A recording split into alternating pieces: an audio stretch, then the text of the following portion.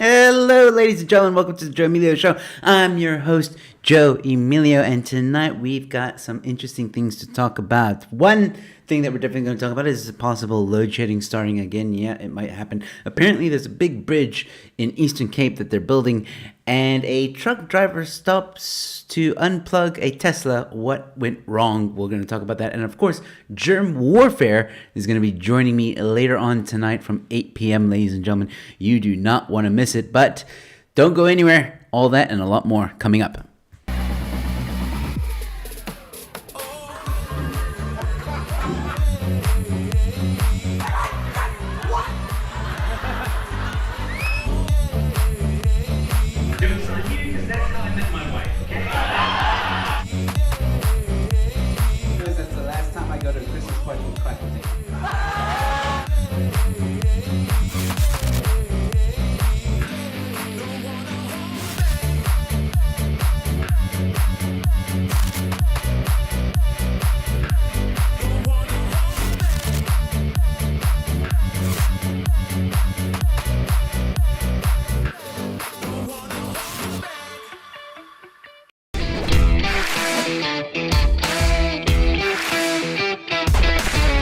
Hello, ladies and gentlemen. Welcome back. How are you doing? Let me know, how was your Tuesday? If you're in the Cape Town area, I hope you're safe. It has been flooding everywhere. Houses are just full of water, ladies and gentlemen. We're okay. We're safe. I was woken up in the morning by hail. Really, really loud hail. And it's really cold right now, and I'm thinking I should have worn a thicker jacket. But everything's okay over here, and I hope you guys are keeping warm and safe. I should have made some hot cocoa. That's what I should have done. But anyway, we're here now, and I can hear the rain starting again. But yeah, thank you guys so much for tuning in. It's going to be a very nice show tonight, ladies and gentlemen. We've got Germ Warfare is going to join me later on. Germ Warfare is going to join me later on in the evening, ladies and gentlemen, at 8 p.m. So if you want, you can stick around, hang out with me for an hour, and we talk a lot of stuff, casual stuff, anything and everything. I got some headlines to go through. Some of them are funny, some of them are interesting, some of them might worry you, but it's okay. We'll get through it together. And I got some announcements, and of course, by the time I'm done with that, Germ will join, and we're going to talk about how crazy the world has gone, ladies and gentlemen, and it's gone crazy a bit. So yeah, hold on, I just want to see something. Yes, that is the rain. Okay, cool. Just making sure. I thought my computer was like the fan was just going, but it's the rain. All right, so let me see who's here. Amy Justine Leroux, ladies and gentlemen, is in the house. Hey guys. Hey. Oh, I don't know why I almost said Justine. Hello, Amy. Good, nice of you to drop by. Anti-Marxist, haven't seen you in a while, buddy. Thank you. I hope you're well as well, Amy. Evening, chaps and gals. Jesse Lopes. That's one hell of a beard, if that's really you. Like, I love the beard. That is amazing. I wish I could have a beard like that. But yeah, unfortunately, I cannot do so. But damn, look at that. Look at that. That is well taken care of, man. That is oiled, permed, and ready to go. Like, that's amazing, Jesse. All right. Cool. So very quickly, Amy, seeing as you're here, we need to get you on the show. I know I've been saying this for like the longest time, but I'm also waiting for you to let me know when you're ready, because it's what you and I have gone through is not easy, especially what you've gone through. And we need to talk about it. You know, we need to talk about it. Jesse saying, no oil, just lazy. Well, I mean, like beard oil, man. Like really well, you know, like beard oil. And make it look, because it looks soft from your picture. Like it looks like I want to touch it. Like that's what I'm trying to say. Like it looks like it's well groomed, and then you just like take a brush every now and again, and you just 100 times. No, okay, cool. Anyway. Let's see. Cool. So hopefully I can have Amy on the show at some point.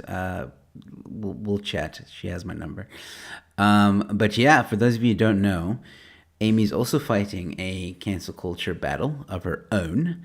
And I want to get her on the show. We need to talk about it. It's going to cause, it's like it's difficult sometimes to talk about it because it's going to attract a lot of negative attention, more positive than negative, but we had a show. If you haven't seen it yet, go check it out. Me, Ronaldo, Serena, and Dumodango. We were talking about South Africa's worst Twitter trolls. Go check it out. It's the same people. Those people have harassed Amy nonstop, and they've harassed me as well, but I've blocked them, and I'm sure Amy's blocked them as well. But every time we talk about our cancel culture cases, they seem to come out of the woodworks and go on the attack again, even when we don't mention them. Like, it's amazing. But yeah, anyway, doesn't matter. What I'm trying to say is we're both fighting a fight, and we're going to talk about it, hopefully. And speaking of mine, ladies and gentlemen, I just want to remind everybody, please go donate. Please go help the fight. There was a donation, because yesterday we were on 45%. Now we're on 46%. So people are donating, ladies and gentlemen, which I am extremely thankful for. Thank you so much. My pre-trial is on the 2nd of August. So this is happening. It is happening, ladies and gentlemen. I'm going to a pre-trial on the 2nd of August. I have a video which you can watch on this Quicket page where that explains exactly what a pre-trial is and what's coming up and all that stuff, so you can hear about the story of what happened to me. There's an update to that story, and then here is the pre-trial announcement as well, so you can get all the information right there. Videos are less than 4 minutes long, ladies and gentlemen. It's not that it's not that long. Literally, it's 3 videos in less than 15 minutes. You can get up to speed with what is going on. You can donate. If you don't want to use Quicket, you can EFT me. Email me, and I'll send you the EFT details. It will be directly to the lawyer, and you can donate directly to the lawyer trust if you want. But yeah, all these funds go directly to the lawyer, ladies and gentlemen. And it's happening 2nd of August, and I really need help to make sure that I have enough money so that I can pay me the legal fees so I can actually go to court. Which is why they get upset. It's why they get upset when I talk about it, but I don't give a damn anymore. I have to raise the funds. So I don't care who's upset that I talk about this and remind people to please donate. Please donate. And for those of you who have donated, thank you so, so much. I'll remind you guys again later. How about that? So Amy's obviously excited. Yay. And then we both got canceled in lockdown with the worst times. Exactly. Absolutely. It was horrible. It's not nice to experience this. And it's we will have a lot to talk about, Amy. Anyway. So ladies and gentlemen, just a quick reminder about that. And please don't give super chats or sasa chats as we call them on this channel. Yes, we call them sasa chats. My mascot, Ceramasaurus, likes to call them sasa chats. Don't give sasa chats. Just donate to the Quicket Fund. It'd be greatly appreciated. What else do I want to say? Oh, yes. Very quickly, just to show you guys something over here that's happening now, so don't worry about that. But Ernst Rutz was on my show last night, in case you missed it. Very interesting conversation with Ernst Rutz. If you don't want to watch the whole 2 hours, you can find the podcast under the VIPs, Ernst Rutz on Malema versus AfriForum and CPAC 2022. It was a very awesome conversation with Ernst. It was great having him back. Had a few laughs. Spoke about the Malema and Malema versus AfriForum trial, because yesterday was closing arguments, so we chatted a bit about that and some of the highlights from the case itself over the previous months. Very interesting conversation. I do recommend people go check it out. Obviously, you can see there's Barry Hilton as well. Please go check that out. There's other podcasts you guys can check out when you have the time, and there's some of the information on my cancel culture case. Yeah, guys, and don't forget to also check out ANC calls DRSA terrorists and saboteurs. Can you believe it? That's the Kettle calling the pot black. And yeah, ladies and gentlemen, that's pretty much it that I wanted to really. Oh, there's the conversation. South Africa's worst Twitter trolls, but you might want to watch. You can always go here and catch the 1 hour conversation on its own. So just so you guys know, in case you, for those of you who are new, just subscribed, watching this, I do 2 hour shows, as you guys know, from 7 to 9, but I always upload the second half of the show on its own, and you can find it somewhere on the playlist in case you don't want to watch the whole 2 hours. So yeah, try and make it convenient for you guys as much as possible. So yeah. Anyway, Amy saying nice content. Oh, thank you so much, Amy. Okay, cool. So, other than that, ladies and gentlemen, let's chat a bit about what's happening in the news.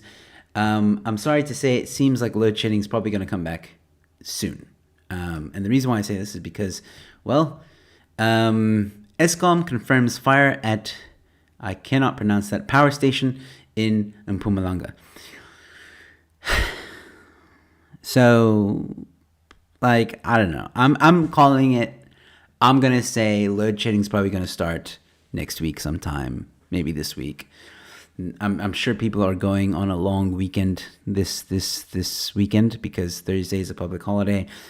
I'm sure some people have taken Friday off. I don't know. I don't think we're gonna have electricity during this weekend, guys. That's just how I feel. It's coming back. It's coming back. So yeah. I don't know what the fire was from. I didn't really. So it just says a fire broke out on Monday morning. Problematic at the power station. No injuries were reported. Eskom has confirmed reports that fire broke out on Monday morning. Blah blah blah.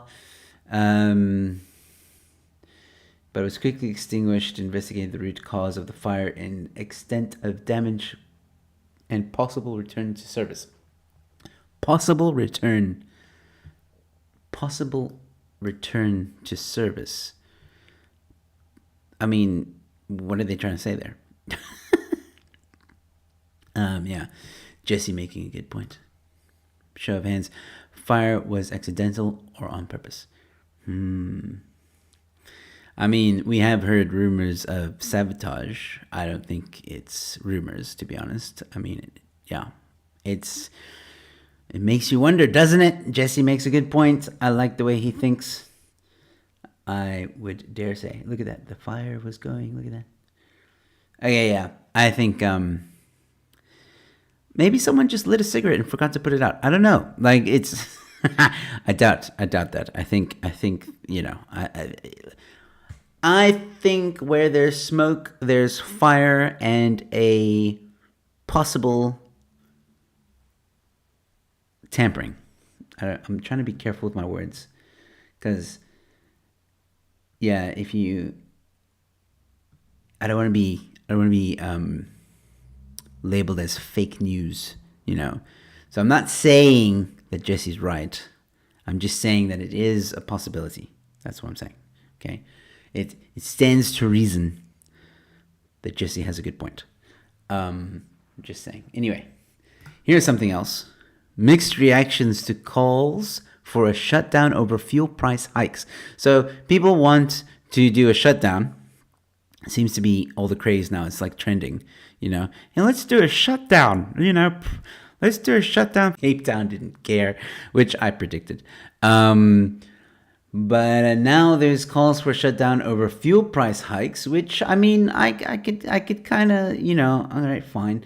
Organization called on all South Africans to join the protest action and a switch off tomorrow. It is unclear whether the protest is widespread support, as the South African National Taxi Council earlier this week sought to distance itself from the shutdown. They did the same thing with the other shutdown. They distanced themselves. Like, if the taxis aren't on board, then I don't think much is going to happen, to be honest. Poppy, now that is a scary name. I'm kidding. Papi! Papi! Papi Chico Loco! Papi! Papi said the recent increase announced by the government that saw the fuel prices reach almost 25 rand a liter. Oh, it hurts. Had prompted renewed calls for protest action to force government to intervene. Why are we protesting? To force government to intervene. Stop relying on the government. We don't want the government to intervene in the sense of like, oh, we're going to come to help. We just want them to stop. We want them to stop doing what they're doing. What it should say is protest action to force the government to stop with their bullshit. That's what it should say. I fixed the sentence for you. Anyway.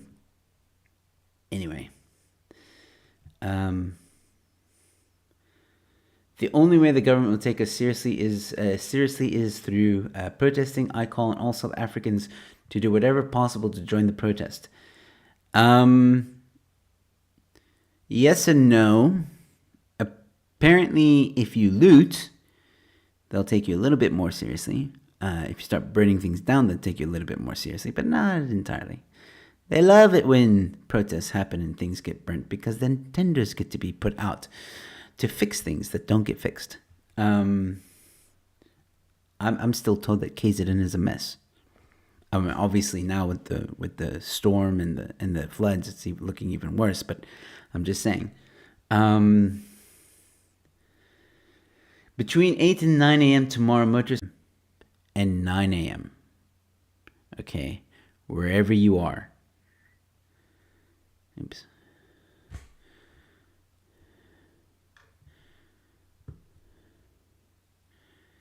Can you guys hear me? There we go. Sorry. Am I back? Had a little interruption there. Just let me know if I'm back. Can you guys... Yeah, it seems to be a bit of... The weather is causing havoc on the internet a little bit. But am I back? Let me know. Let me know. Let me know. I'm just waiting for someone to reply and let me know if I'm back or not. Am I back? Am I not back? Hello? Yep. Okay, cool. Thank you, Jules. I was going to be worried. Okay, cool. Now the yeses are coming through. Awesome. Fantastic. Okay. Sorry about that, guys. Internet glitch there. But anyway. So I'm trying to get this straight, right? This guy says between 8 a.m. and 9 a.m. tomorrow, motorists across the country should switch off their engines wherever they are. So at a time when traffic is starting to, dissipate, you want to cause more traffic. That's basically what you're going to do. Your idea of a protest is to cause mass traffic in South Africa. I don't know. I don't know if that's... I don't know. Poppy. I can't get over the name Poppy. Poppy has called on government to remove all taxes and levies, which will reduce fuel prices by 35%. Well, I gotta agree with Poppy on that one. Deregulate the price of petrol and place a cap on fossil fuels. Okay. There's some yes and no with that. Okay. What are you doing? Okay. The economy is already fragile, and to shut down the economy and bring further instability will not in any way help to build our economy and create jobs. Yet you want to call for a shutdown between 8 a.m. and 9 a.m. to cause more traffic. The taxis just said that they're not going to be part of this, right? So, and the buses are obviously not going to be part of this. So everybody that switches off their engine at 8 o'clock, oh, for fuck's sakes.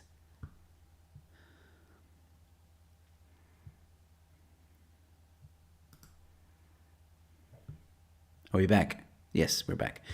Sorry, guys. I don't know what's up with the internet tonight. It was working fine last night. But you telling me that The taxis who are not going to be part of this. The buses and public transport that are not going to be part of this. You're just going to inconvenience everyone by switching off your engine. And you're going to piss off those that want to go to work. You're going to piss off those that go to work late. You're just going to piss off a lot of people. You're just going to make people very, very angry from 8 to 9. Just in case, I'm not going to be on the road from 8 to 9. That's all I'm going to say about that. So, yeah. Okay. Anyway, what do you guys think about a protest like that? Just switch off your engines, guys. Just switch off your engines. This was published on... okay, this is an old article. I probably should have read that before. It's published on the 9th of June. So that clearly didn't happen. All right, so this was published yesterday. A look at South Africa's new mega bridge under construction in the Eastern Cape. There's a mega bridge, guys. We're going to get a mega bridge in the Eastern Cape.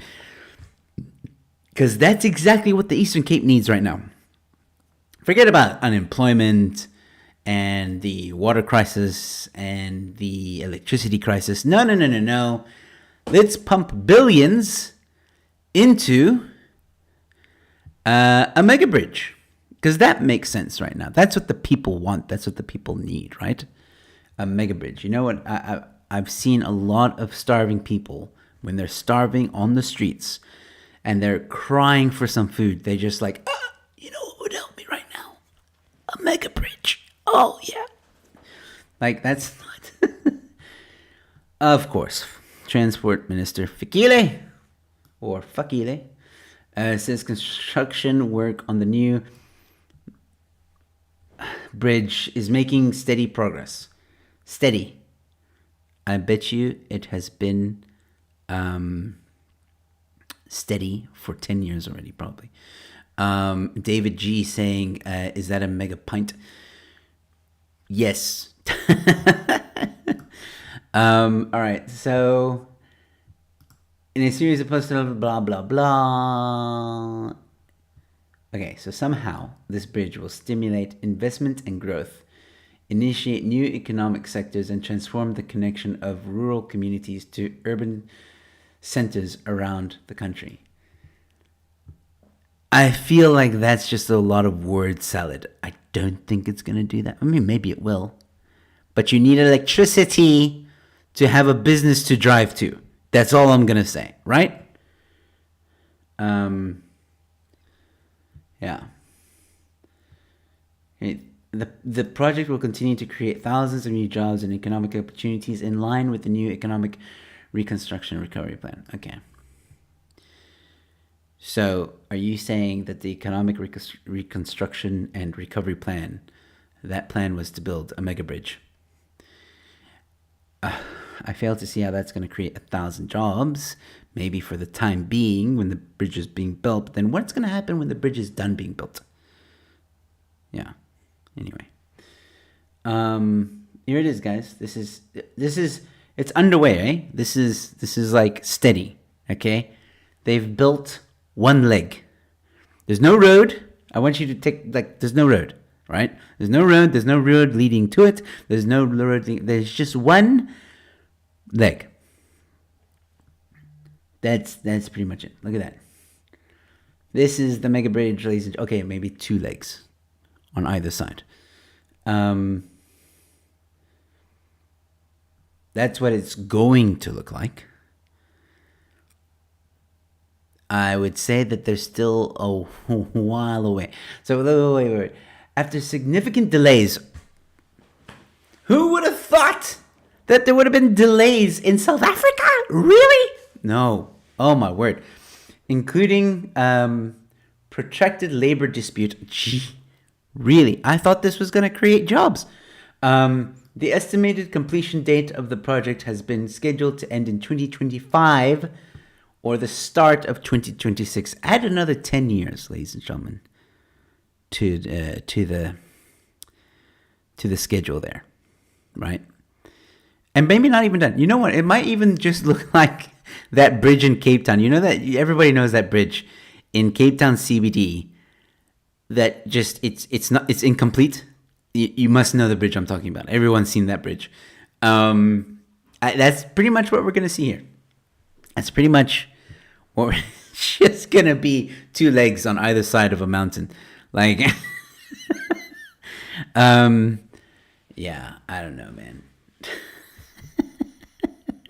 Let me see what some of you guys are saying with this particular article.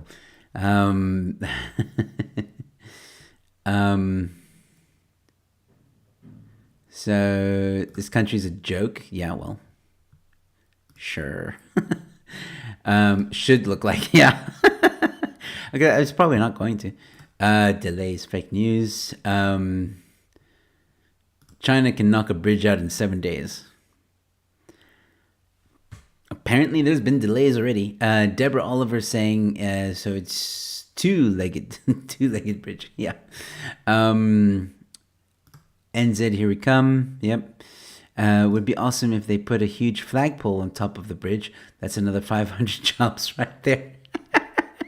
No. What about that? You know what? Maybe they should put that flag, that huge flag, that 100-meter flag that they wanted to do. How much was that going to be again?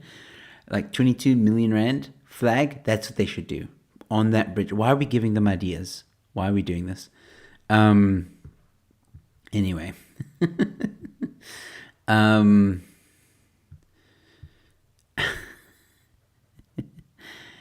Okay, cool. So, yeah, that's yeah. Apparently, Eastern Cape needs a mega bridge. Okay, cool. That's just going to fix everything. But anyway, this is a bit of a thing. I don't know. I saw this and it made me curious. So I was like, let me read this with you guys. Nando's is extending its load shedding promotion. The worse it gets, the more free stuff you get. I saw free stuff and I was like, food. And I was like, okay, I'm in. That's pretty much. Nando's is continuing the Bright Side promotion, which offers more free stuff the higher the national load shedding schedule goes. It's like they're rooting for the ANC, right? Like, this is not a good thing to go higher in stages, guys. You have to order online to get 2 free sides during stage 2, 3 free sides during stage 3, and so on. So in other words, if we get to stage 8, Nando's has to give 8 free sides. Nando's, I don't think you thought this through, man. Like, we bet you can't wait for stage 4 now. Nobody wants stage 4, man. The promotion was initially guaranteed only until the end of May. Eskom is struggling a bit to keep the lights on again. So, yeah. I can't believe this. I mean, see. Nando's hasn't said what it would happen if electricity rationing hits the theoretically possible stage 8. But it will honor the offer until at least the highest level seen this year. Okay. Like, I'm not, no. I don't think this is a good idea. Like, for Nando's, I kind of want to see stage 8, just even if it's for like a day. Just I will check Nando's online. I'll do it live on the stream. I'll come onto YouTube and I'll be like, guys, it's stage. Well, I won't be able to go on the stream because it's load shedding, but I'll try and record it somehow, okay? And I'll upload it when there's electricity, and then I'll show you guys like if they kept their word. I mean, they kind of have to, right?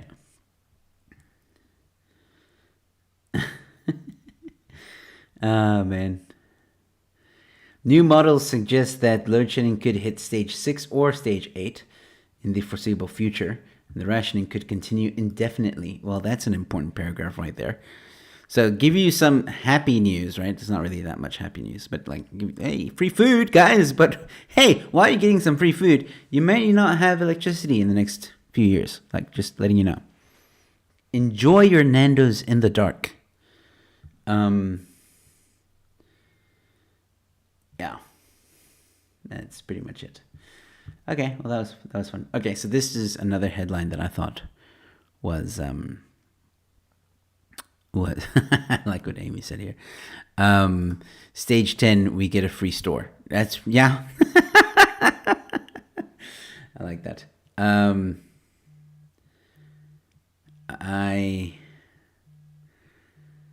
right. So let's see here.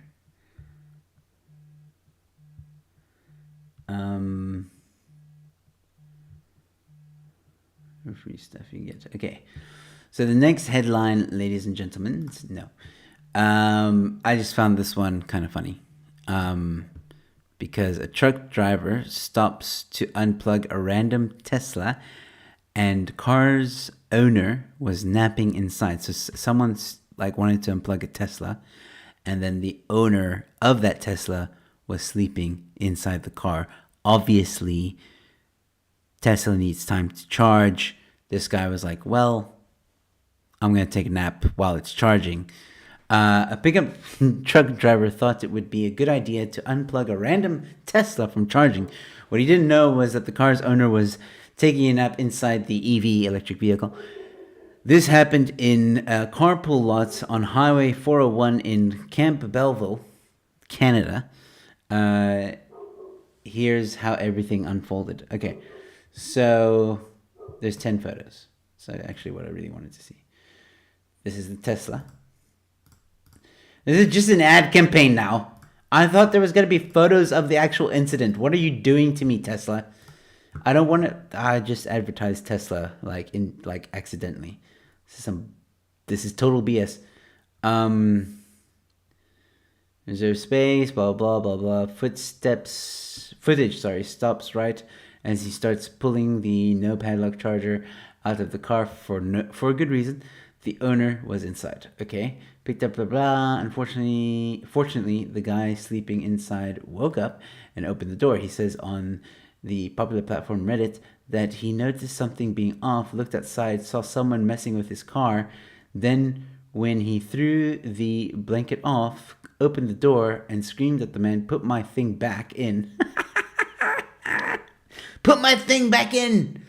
Put my thing back in. Like anybody that's walking by at that very moment and doesn't know what's going on, like that's a very, poor choice of words.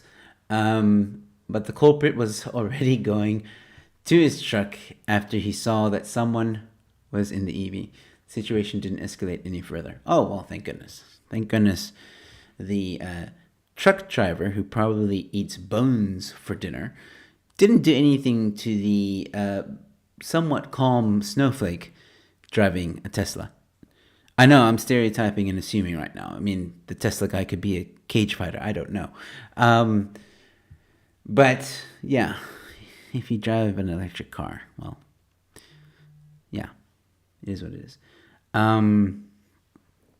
Anyway. So that's pretty much all the headlines. What do you guys think of this one? I don't know. I thought it was going to be funnier, to be honest. I only read the headline and then I was like, well, this maybe there was a fight. Maybe something did something. Maybe someone hit someone. I don't know. Anyway, let me see some of the comments. Soon Nando's will need to throw in a couple of liters of petrol too on the side, of course. Yeah, but you get this. Well, you do get the side for free, so that would really help. But now, are you going to get it in milliliters or is it going to come in like liters? Valerie, good to see you here. Matthew saying I'd probably be the truck driver. You are the truck driver, my friend. That is totally you. That is something you would totally do. And exactly, Amy caught me where Amy. Exactly. Put my thing back. All right. Anyway. Let's see. What time are we? What time is it? Okay, cool. So in just over 20 minutes, Germ Warfare will be joining me on the show, ladies and gentlemen. Germ is back on YouTube. Well, sort of. He's on my show, which means he's on YouTube, which he hates, by the way. but he has graciously agreed to be on the show and talk about random stuff. We're actually going to talk with you guys, so you guys are allowed to ask any questions. I will keep an eye on the live chats, and I'll mark some of the questions coming in. And we'll chat about what he's up to. We'll chat about the world at large and what's going on at the moment. Obviously, we can't chat about things that YouTube doesn't want us to chat about, which is pretty much everything. So we have to use coded words. But we'll try and have an interesting conversation. It's really going to be about just general things, really, and looking at the world. Maybe trying to define a woman. I tried to define a woman last night. Actually, I googled. I'm not gonna do it again. Maybe I'll do it with Germ. Might be a bit of fun, but I googled it. I just googled what is a woman, and boy, did that just lead me on a journey. Maybe we'll do it again. Maybe I'll see how Germ feels about it. We'll see. So yeah. Have you seen no, but I want to. I'm gonna somehow find it and watch it. Have I read The United States of Fear? No, I have not. I haven't read that. Is there a documentary version? I'll be here tomorrow. Thank you very much. Can you ban Matthew Dixon? Can you ban this guy? No, don't. I'm kidding. Don't do it. Matthew's cool. Matthew's cool. Matthew is cool. He's like my little. Matthew's like my little. How do I explain Matthew? Matthew is like, he's a troll. He's called himself that. But he's like my little personal troll. You know what I mean? Like he's the snake. He's the fish. You know? Okay, so have you seen sharks in documentaries, right? You've seen them swimming around or whatever, right? And there's always that little fish just underneath their gills or their jaw, right? And usually those fish, they nibble on the scraps, or they clean the teeth of the shark. Now, I'm not saying that Matthew cleans my teeth or anything like that, but he kind of feels like this little thing that's just next to me the entire time, you know? And every now and again, he throws a little one-liner or a little, trolling comment, which I enjoy, to be honest. I think he's funny. So yeah. See, like this, can I spread propaganda? Like, what? Awesome. Thank you so much.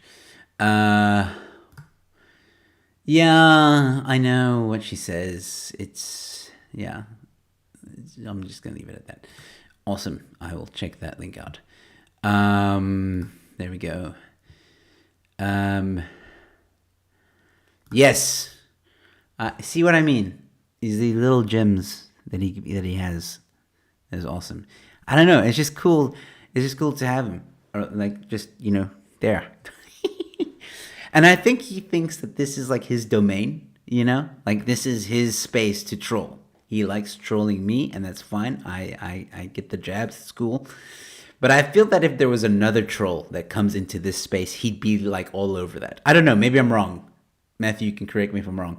But like, I feel like he would be like, hey, I was the first and original troll on this show. You are not going to come here and troll my guy. No. And then he'll troll, and then it'll be like a troll fest in the comments. I don't know. Maybe. Do you have like a caravan outside his house? I do see a caravan. Man. Wow. Okay. I'm not going to say that there's a pit toilet in my backyard, but there is a type of sewage drain, which I expect Matthew does live in. He is a troll after all, right? So, yeah. All right. 20 minutes, under 20 minutes until Germ joins again. Tell me what you guys are up to, man. How are you guys doing? Like, Ketonians, how are you guys doing in the rain? If you are in other parts of the country, let me know how you're doing as well. And you can ask me anything you want. I'm noticing Gavin isn't here. unfortunately. Usually he's in the chats. But yeah, there's really nothing much else to. Well, I didn't really prepare anything else. So just to Amy. We can play this game all night. It's so random. You are sounding like an abused spouse, Joe, with regards to Matthew. I am so abused by Matthew. It's he abuses me every day. No, I'm kidding. How's your gun license going? How's the studying? Canine Reaper shut you out the other day. Yeah, and he'll shit me out again because I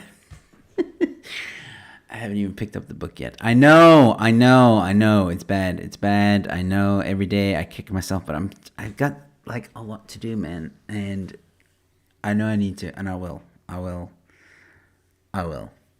Oh, it's bad, but I will. At some point in my life. I need okay, I'm gonna be honest. It probably won't happen until there's like a nice holiday, but like a long holiday, where I can sit down and I can actually focus and study and get it done within a week, and then I'm done. But until then, unfortunately, and also I gotta save up for a safe. I gotta save up for so much stuff. I gotta save up for the gun. I mean, even if I did the license now, I don't even have the money to buy a gun. So, like, there you go. But yeah, I will do it. K9 is going. Don't tell him, please. How are your cats, Joe? My cats are doing great. Patrick is still a naughty little shitster. Roxy is doing well. Sky is doing well, and Gandalf is getting old, like really old. We spoil our cats, I think. This is how I know we spoil our cats. Gandalf is getting old. Okay. Like I would say my wife thinks he's in his 15 years. I would say, yeah, maybe. I'm thinking more 13, maybe. But anyway, he's getting old. He's getting arthritis in his back legs. It's starting. And he, I shouldn't be laughing, but he can't get onto our bed anymore. Like, it's a struggle for him. He can, but he has to like Mufasa his way onto the bed, because he like grabs the edges and then he pulls himself up and then he climbs on, right? And we saw this happening and we're like, this cat, shame. Like, we can't let this cat do this, So we actually bought, and this is like when I said we spoil this cat, because we actually bought a staircase for the cat that leads up onto the bed. So there's like 3 little steps that he can climb up, and then he's on the bed easily, no problem. Yeah, we did that. Shame. We love our cats. What can I say? And when I got this little staircase for him, and we put it next to the bed, I was like, okay, this cat is spoiled. He's due for another vet visit for a checkup to see how the arthritis is doing, because we might have to put him on permanent medication. He is taking a bit of medication now. But yeah, man, it's that cat is amazing. He's my favorite cat. I'm not ashamed to say it. Gandalf is my favorite. And yeah, man, it's gonna be tough. He's getting old. So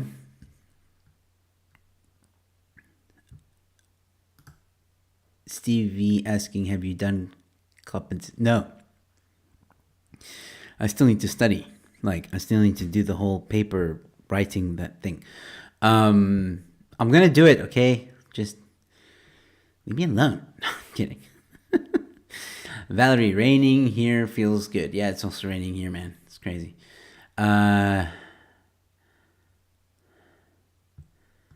Let's see.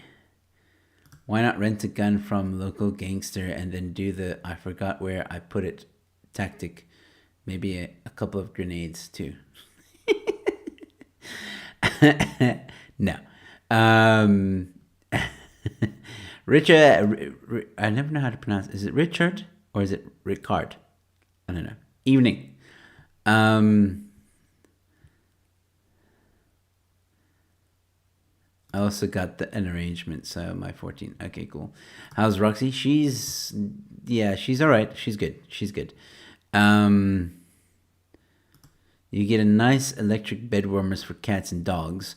Will help for cold nights and arthritis. Oh, okay. I'll look into that. Thanks, Deborah. I'll definitely look into that. No, this cat is too spoiled. Oh my word, I'm going to suggest this to my wife, and I know she's going to buy one tomorrow. Like, that's what I know she's going to do.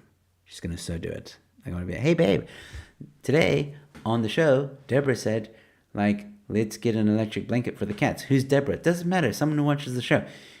And then she'll be like, electric blankets? Did she say get electric blankets for the cat? I'll be like, yeah. She'll be like, cool, I'm buying one now. Bought one. That's how she's going to do it.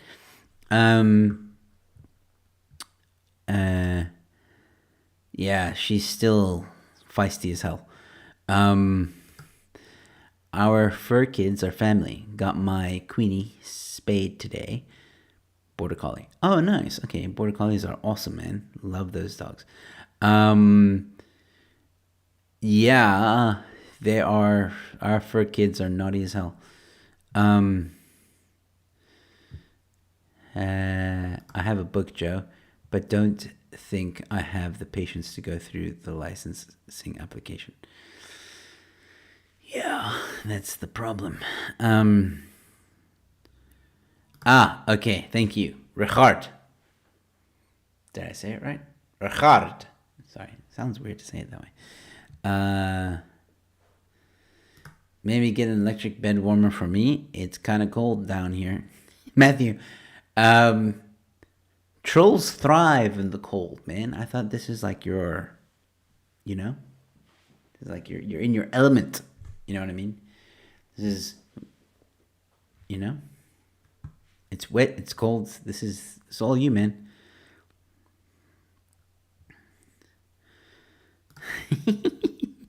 That's cute, man. That is cute. Yeah, no, look.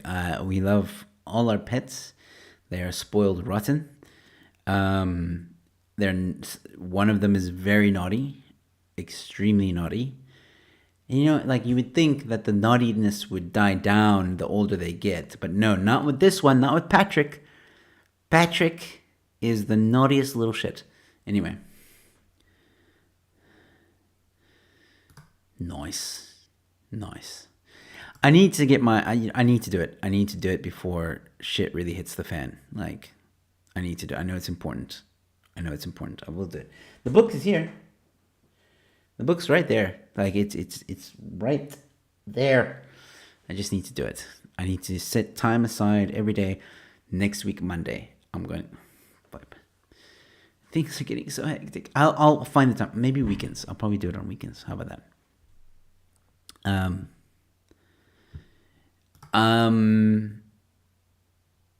Matthew, I don't know if this is true or not, but wow. David who? American David? Is he coming to South Africa?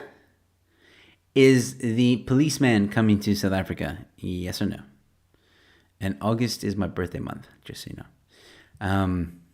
Let's see. Nice one, Deborah. Yes.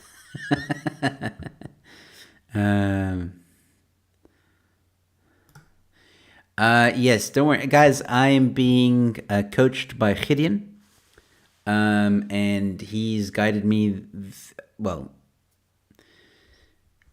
he's already explained everything to me, so we're doing that. Don't worry. I'm gonna be sorted. I'm in Gideon's wing. I trust Gideon. He knows what he's doing. I just got to get my shit together and start studying. So yeah.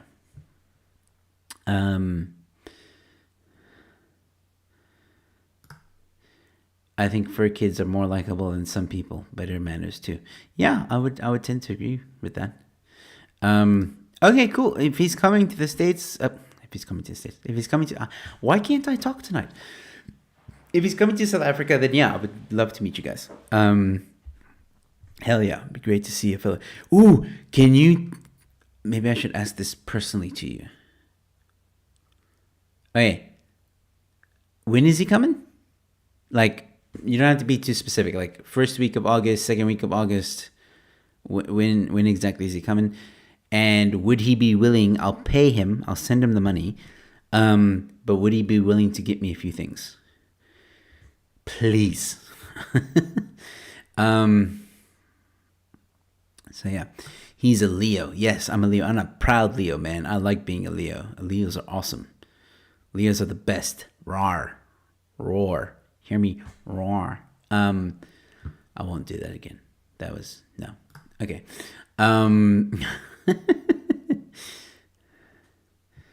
Let's see. The test is a few hours. The waiting for approval is a bitch. 6 months if you're lucky. Yeah, Gideon told me. I know. That's why I need to get. I know. I need to get it done. I know. I need to get it done. I will get it done. I will get it done. Let's see. August. Yes, sure. Awesome. I will message you tomorrow. Send me a message if you don't hear from me, because I sometimes forget. But or actually, maybe I'll just message David on. I mean, I do have his contact details, so I'll just message David. I'll be like, "Hey, man, here you're coming to South Africa. Can you get me X, Y, and Z? How much is it? I'll send you the moolah. Make it happen." This is very exciting. And I'm not gonna share what I want David to get me until he arrives and he hands it to me, and then I'll show it to you on the stream. And no, it is nothing that is weird. Okay? And I know what Matthew's already thinking. Okay? It's not some weird strap-on thing. Okay? It's not that. Anyway, ladies and gentlemen, it's 5 minutes until the one and only Mr. Germ Warfare is going to join me on the show. So we're going to take a quick break while Germ joins. And no, it's not that, Amy. I'm not even going to show it on the screen. But yeah, we're going to take a quick break. And why do you always go that way, by the way? Like, why does... You never have a normal conversation with these people. Anyway, ladies and gentlemen, don't go anywhere. I'm going to have Germ on the show in about 5 minutes. Well, actually less than 5 minutes. Just going to take a quick, short break. Don't go anywhere. We'll be back with Germ Warfare in just a moment.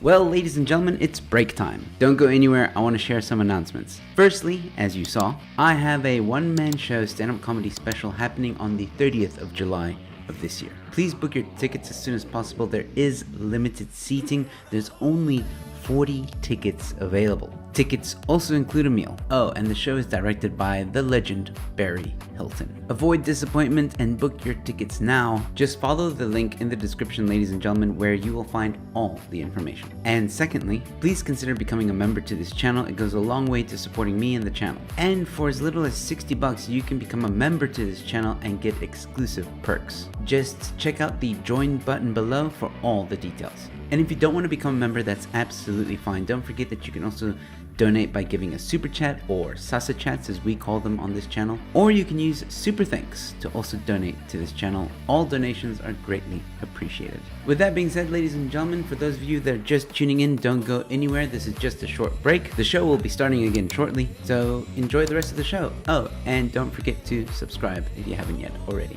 Thanks.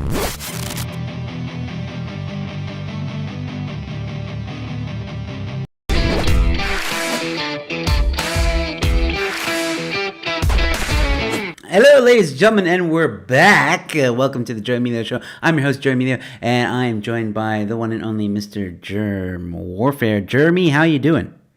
I'm doing well, my friend. How are you? I'm good. It's good to see you. You seem a bit down. What's wrong? Me? Yes. No, I'm not down. I just got back from watching Jurassic Park. What you're seeing is my disappointment. It's an absolutely rubbish movie. I strongly recommend that you skip it and rather go watch the new Top Gun, which is a whole lot better.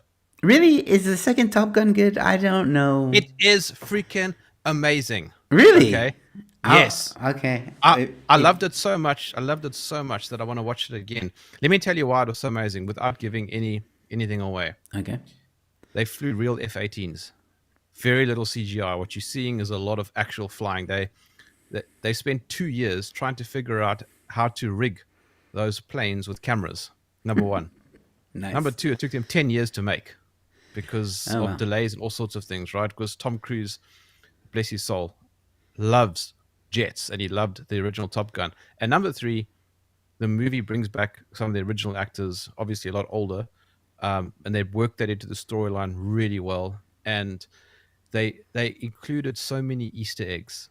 So Nice. you need to watch Top Gun 1 first so that you can recognize the Easter eggs. Okay. They even start the movie with the same flippin' song. How great is that?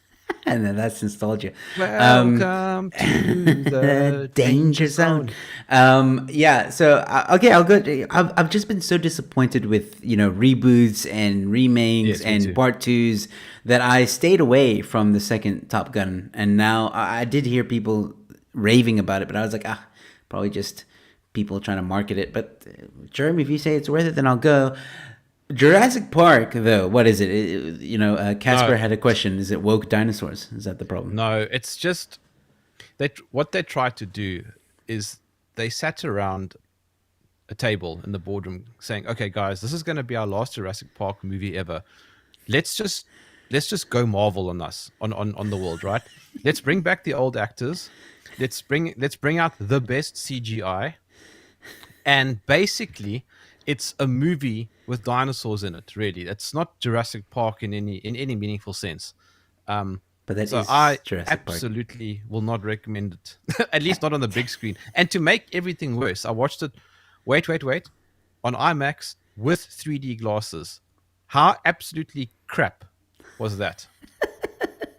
I like the IMAX. I enjoy the IMAX. No, IMAX is great, but I hate 3D glasses. Firstly, you look like an absolute toss, and number two, the movie at least should have something 3D about it. Like there were no dinosaurs jumping out at me or anything. I don't know about you. I don't like 3D movies. I get annoyed by the glasses. Yeah, no, they are annoying. But Why do you want IMAX, stuff jumping? Yeah, why do you want stuff jumping out at you? but IMAX seems to do it a little bit better. At least with some of the movies that I've watched, it seems to be a better technology. No, that's optical illusions because the screen's bigger, so you're thinking it's being done better. That is true. All right. Well, thank you for shattering that. Actually, I haven't been to the I haven't been to the movies in like forever, dude. I think the last movie I watched was Spider-Man No Way Home. The last one? The last That was also Spider-Man? rubbish. No, sir. How dare you? That was an amazing movie. No, amazing movie. Sorry. No. Okay. Listen. So let me say this. I have a soft spot for Spider-Man. I'm from Cape Town, so let me rephrase that. I like Spider-Man. No, wait. Let me rephrase that. I enjoy watching the Spider-Man movies, and the problem is, I don't know what it is, Joe. Maybe you know. Why can they never get Spider-Man right? They get Batman right. But No, they don't get they Batman right. always They got Batman right once, and that was Christopher Nolan. Everything else has been shit. Spider-Man is basically he's always this puny gay kid. I mean, So you just don't like Tom Holland. That's the problem. Tom Holland is not a very actually. If I'm being honest, what's his name? Maguire was probably the best Spider-Man. I would agree with that. I would agree with that. Tom Holland is just way too much of a cupcake. But they said the same thing about Andrew Garfield. There was a lot of people that thought Andrew Garfield was a cupcake. There was a lot of people that thought Tobey Maguire was a cupcake as well. Yeah. But it was still good to see those Spider-Mans back on the big screen.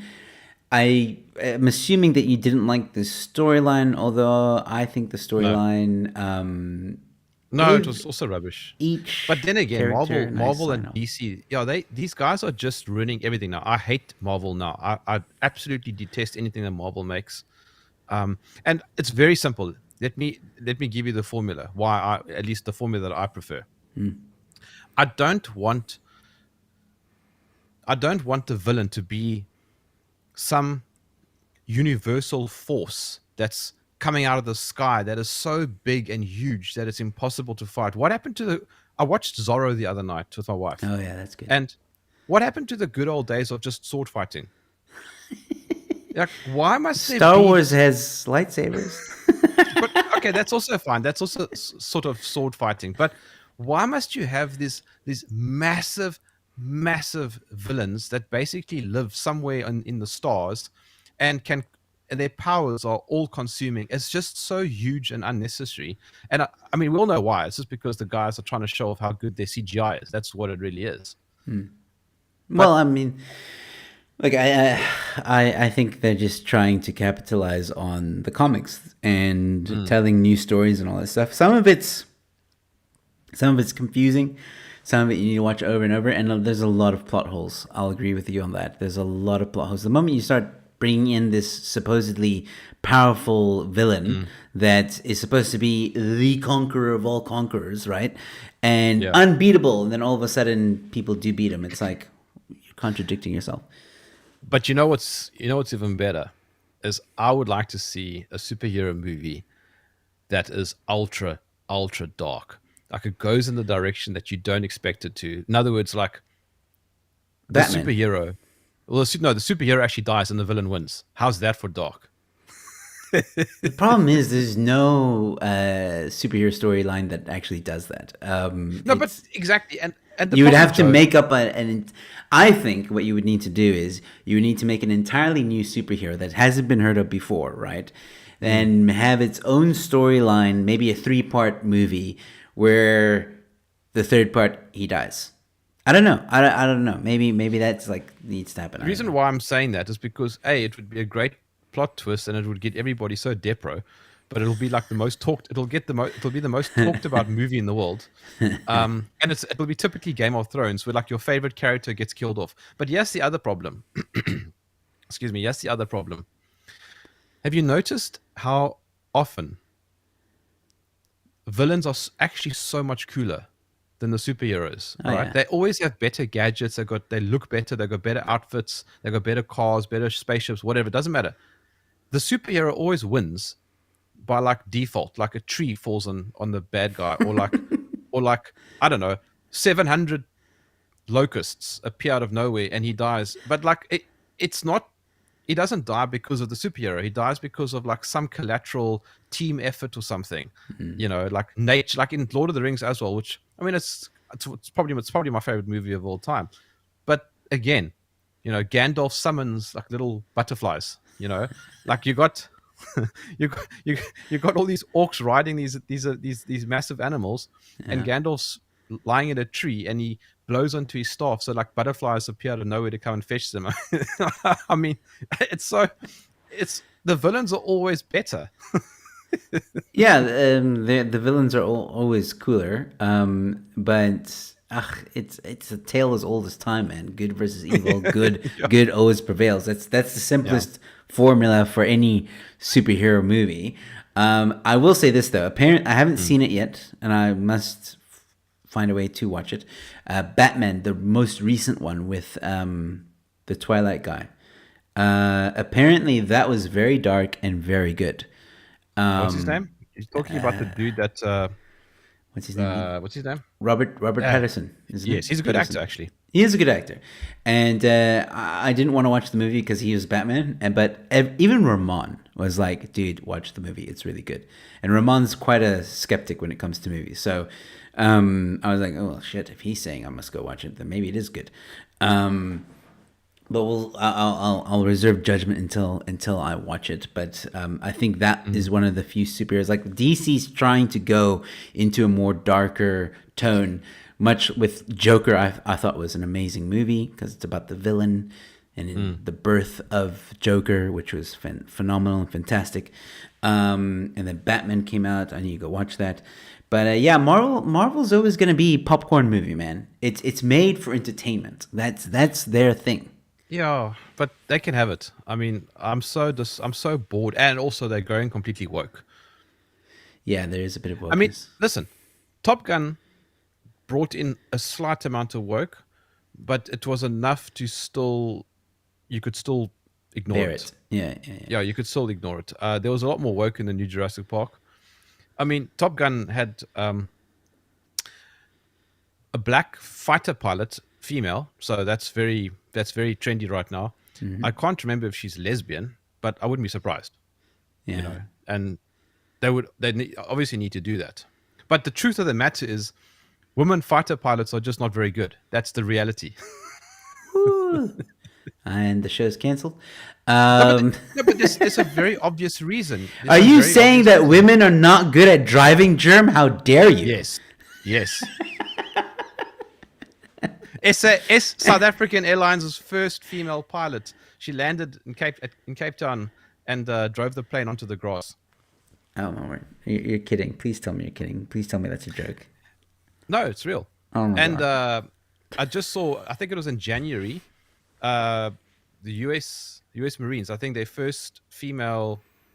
I think F-18. I might be wrong, and I'm happy to be corrected. But I think their first female F-18 fighter pilot. She landed the jet uh, on the aircraft carrier and right off into the ocean. It's $100 million gone. And you could go and watch the footage. It's on YouTube. They they filmed it. $100 million. That's fine though. She can pay it off at $100 a month. But I mean, Oh man. Look, I think one disappointment that I do have with regards to new things coming out and watching is Star Wars. Kenobi. I haven't finished watching it. Obviously, it's being released week by week. I don't know if you watch Star Wars stuff, but oh, yeah, because it's owned by Disney, and Disney like grooming. They like grooming their staff now. Well, unfortunately, I have to say, like, so far, I'm not that impressed with Kenobi due to the ideologies that are behind it. And I'll probably have a conversation with a guy named Mork. You know Mork Rock, on his show or my show, talking about how disappointed we are with Kenobi. But yeah, it seems like everything that Disney or well, Disney does own Marvel as well. So anything that Disney touches seems to be going to complete crap right now. So there you go. Well, I think everything that's coming out of Hollywood, by and large, is That crap. too. There are Other than some Top good Gun. movies. Yeah, okay, Top Gun is one. Okay. Let's talk about that. There's a movie I recommend. Coda. Have you seen it? No, Coda. no. It's actually an Apple movie. Funnily enough. Okay. But I think you can. I don't know. Maybe you can download it somewhere. Oh wait, I can't say that. Go and rent it off Apple. Um, Rent it. but but um, but it's a phenomenal movie. But I think both. Well, my wife definitely cried just in the trailer. I What? almost. Yes. Okay, I'm Yes. gonna go check it out. I'm gonna go check it out. It's no, but hold on. The Coda. storyline, the storyline is so original and well done to Apple. It's an absolutely flippin' beautiful movie. And the plot is, I'll give it to you in one line, giving away nothing. It's about a girl who wants to pursue a career in singing, Okay, Okay. she loves the stage and she loves singing, but the twist is that her entire family is deaf. Mom, dad, and siblings are deaf. She's the only one who can hear, Oh wow. and they don't understand music because they can't hear it. Sure. And so the whole story is that is, but it's the conflict between being able to hear what she's doing and trying to find a way to support their daughter in what she loves without knowing what it is that she loves. And already, like, the hair on my arms are standing up because there's one other thing that makes the movie so much more real. The actors are actually deaf. Oh wow. Okay. Okay, I'm definitely gonna check it out. Coda. Ladies and I'm, gentlemen, al- go check it out. I've already got goose flesh. Jeez, I tell you, just thinking about it. And it's Sounds because it's good. real. It's Yeah. real. I mean, I don't know how many deaf people you know. And this is what my wife said to me. Like, you don't actually ever think about this. So for the last 2.5 years, deaf people have been handicapped even more because they can't read people's mouths. Yeah. That's one thing, right? No Yeah. one thinks about that. Nobody cares. The other thing is, I have a friend whose parents were both deaf. I've known her for many, many years, and I met the parents and had lunch with them and everything, and it's very, very different. It's extremely different. And yes, the sad thing, and it comes out in the movie, is that because they can't communicate with you, your initial prejudice is that they're stupid. And it's so sad because it really is not the truth. Yeah. It's just that they can't hear, and so their way of communicating is severely handicapped. You and I guarantee you don't know how to sign language. I also No. don't. No, I don't.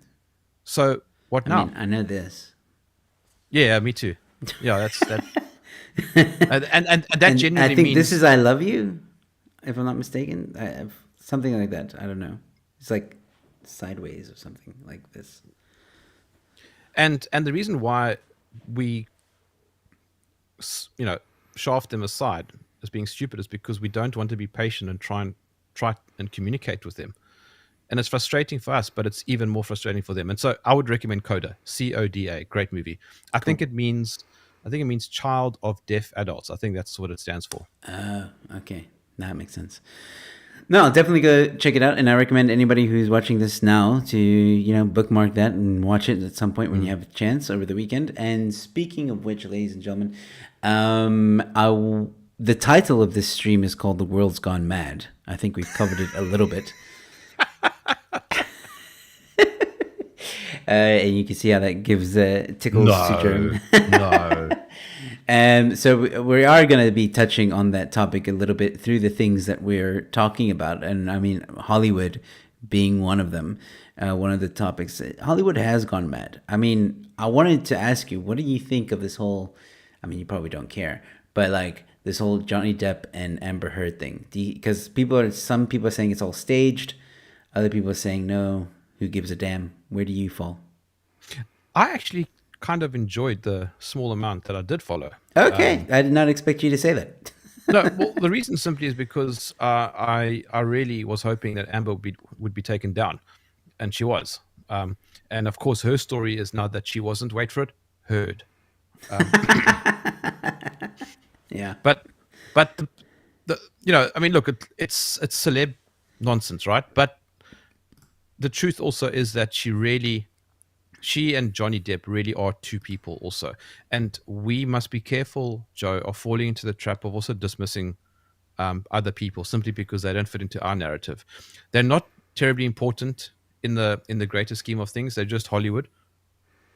But that's like saying, well, the elephants in Kruger Park are just elephants. They're just numbers. But if you go to Kruger Park, the elephant becomes so much more than that. And I suspect that in the life of Johnny Depp, a woman accusing him of was it abuse? That's a serious thing. It doesn't matter if it's Johnny Depp. What if it's you? Yeah. Then No. suddenly it matters. And what I liked about it is that what came out is how bonkers she is, and the sad thing is that it also highlights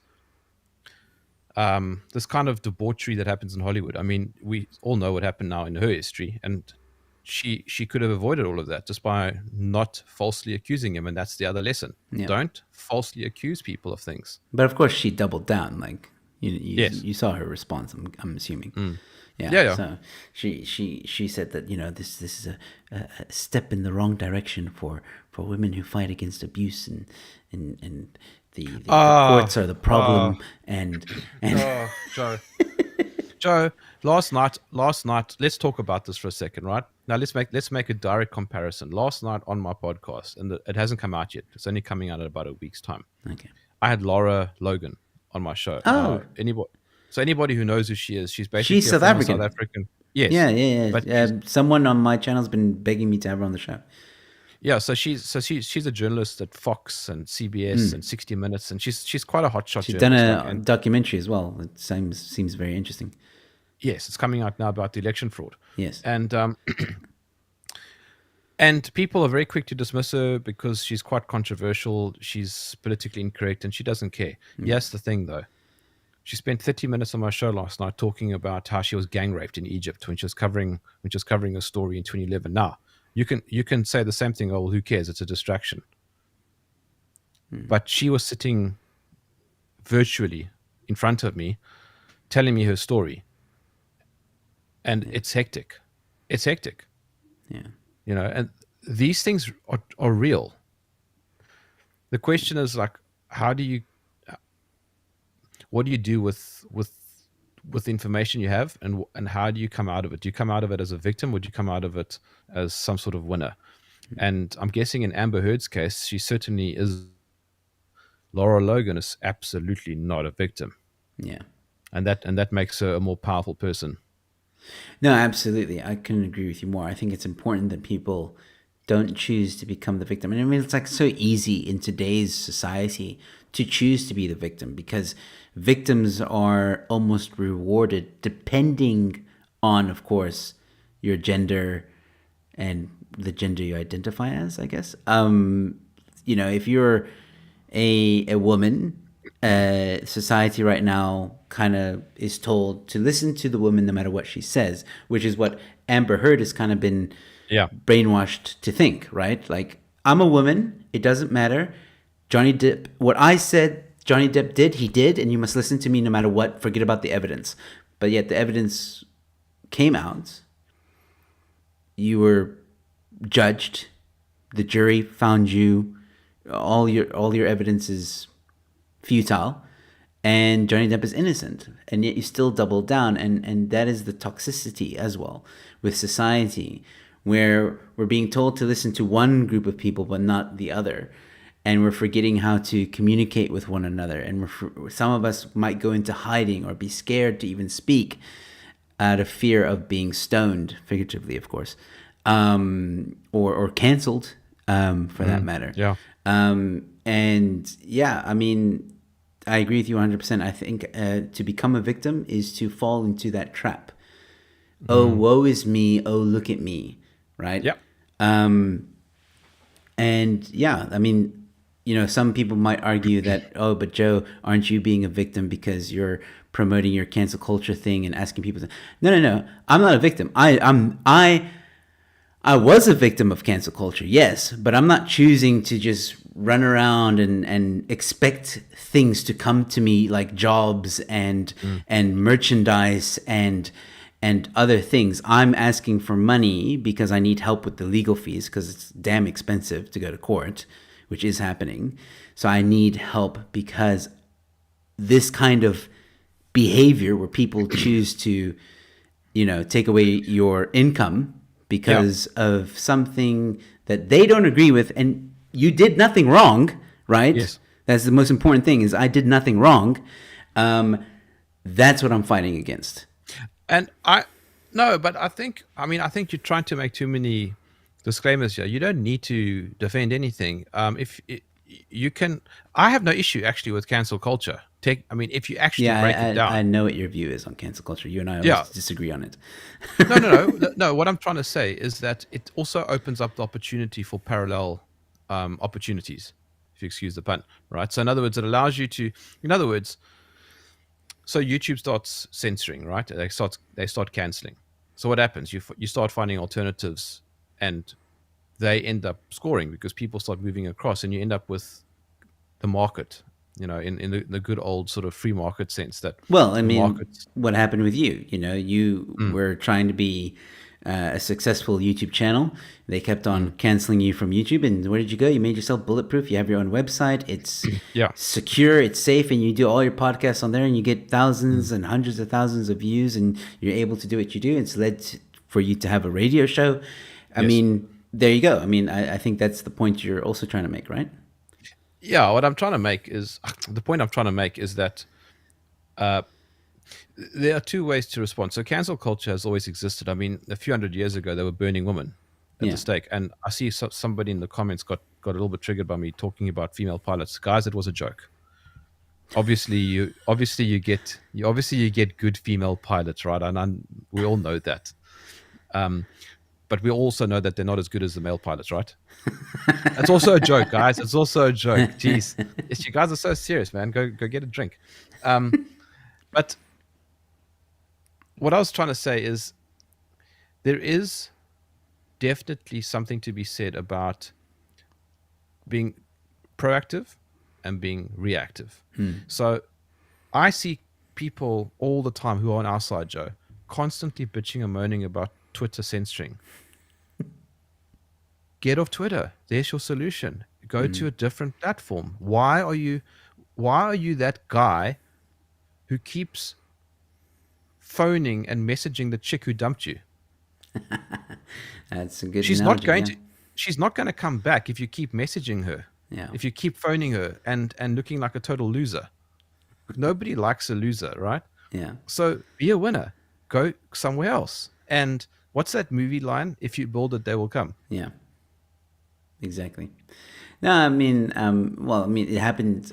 We were kind of guilty of that behavior as well when it was, the whole YouTube thing was happening and we were being not canceled, but our stuff was being taken down. And, Chris White, for example, was always Mm, complaining, like, mm. YouTube keeps taking my stuff down no matter what I do. And I'm like, then don't be on YouTube. Like, if you're going to be on YouTube and you're going to try and make a thing out of YouTube, then you've got to play by their rules. Yes. That's how it works. And same with those people that complain about Twitter. Like, yeah, it sucks. It sucks that we are censored the way we are, but we either adapt and not become victims, Yeah. or we just shut up and deal with it. Like, one way or another, you just have to move on. And some fights I think are worth dying for, or you know, But very few. yeah, very few. Mm. And that's why I admire the route you took. You're like, you know what? I'm not going to fight with these guys. I'm not going to Yeah. fight with Just Twitter. I'm not going to fight with switch off. Facebook. Yeah. And then you just went and you did your own thing, and it's successful and it's doing well. And congratulations for all the success. And you've done it. I think you've kind of beat the system in a way. Not yet. So about 2 weeks ago, I did one of the scariest things I've done yet. Okay. I took my website off Squarespace because it was still on Squarespace, and I was paranoid that Squarespace would jump to that canceling route. Yeah. They did take down one the C word Okay. critique Okay. website, Okay.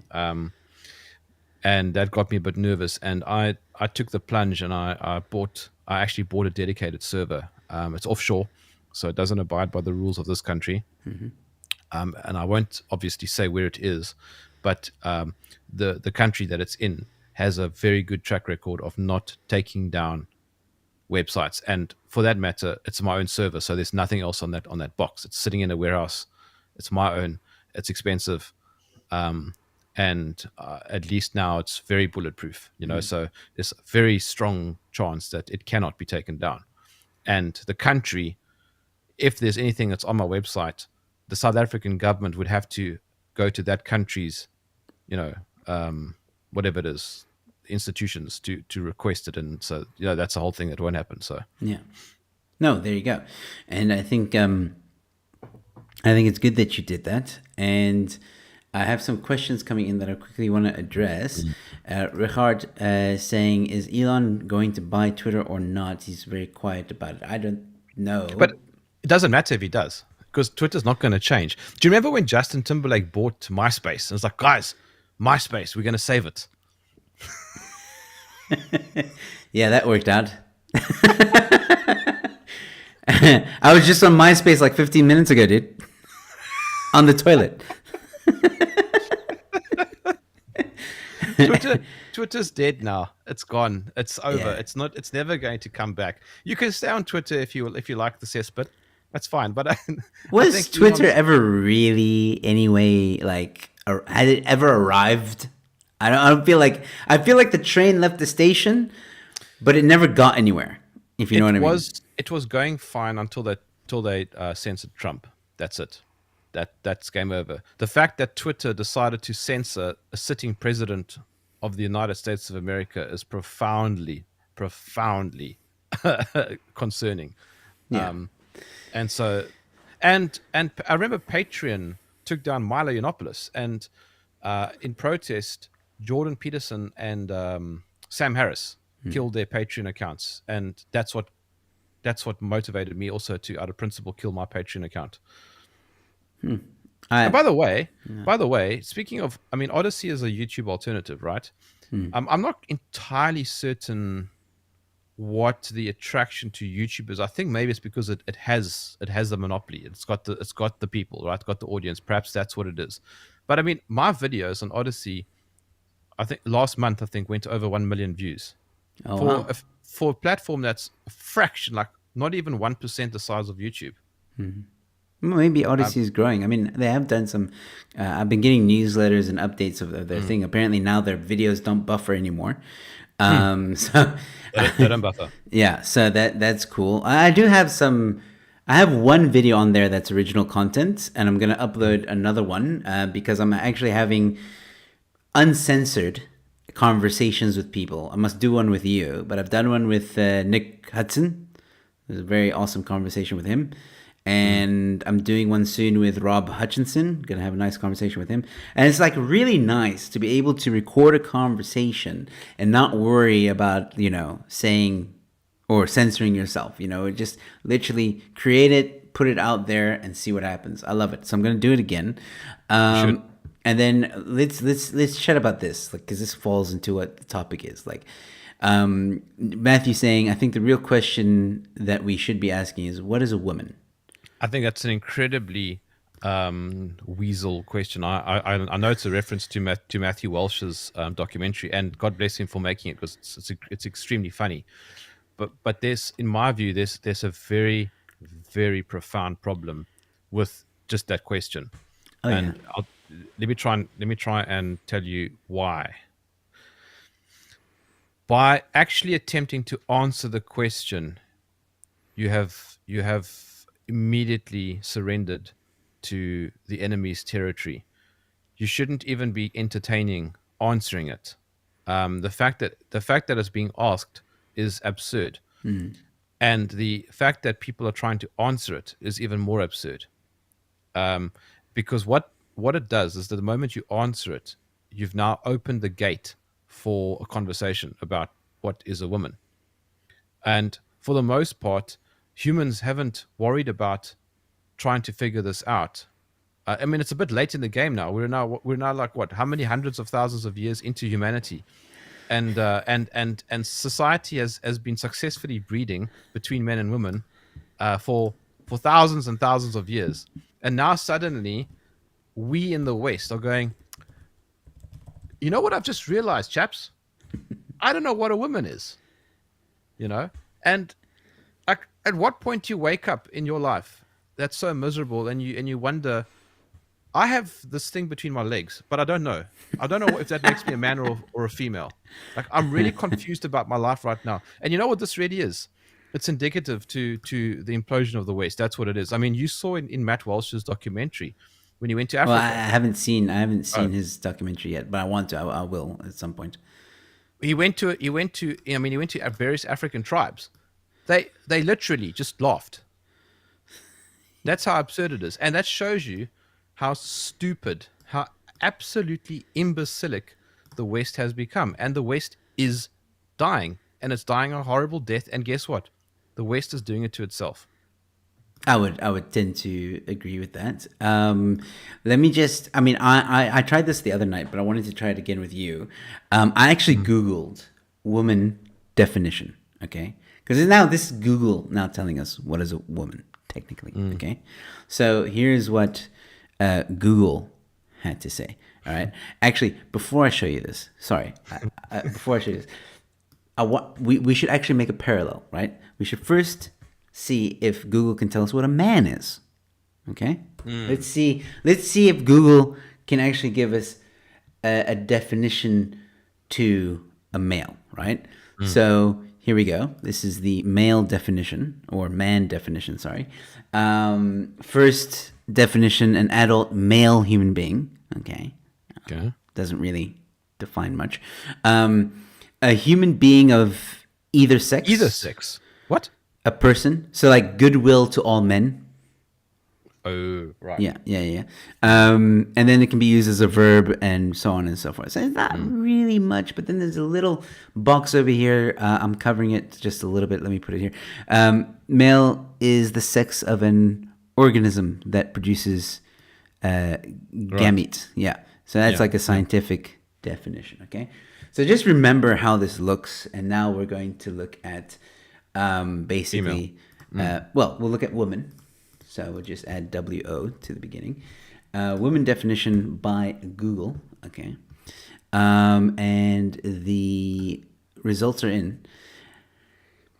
Also, an adult female human being, which I think is a lazy definition. A female member of the workforce.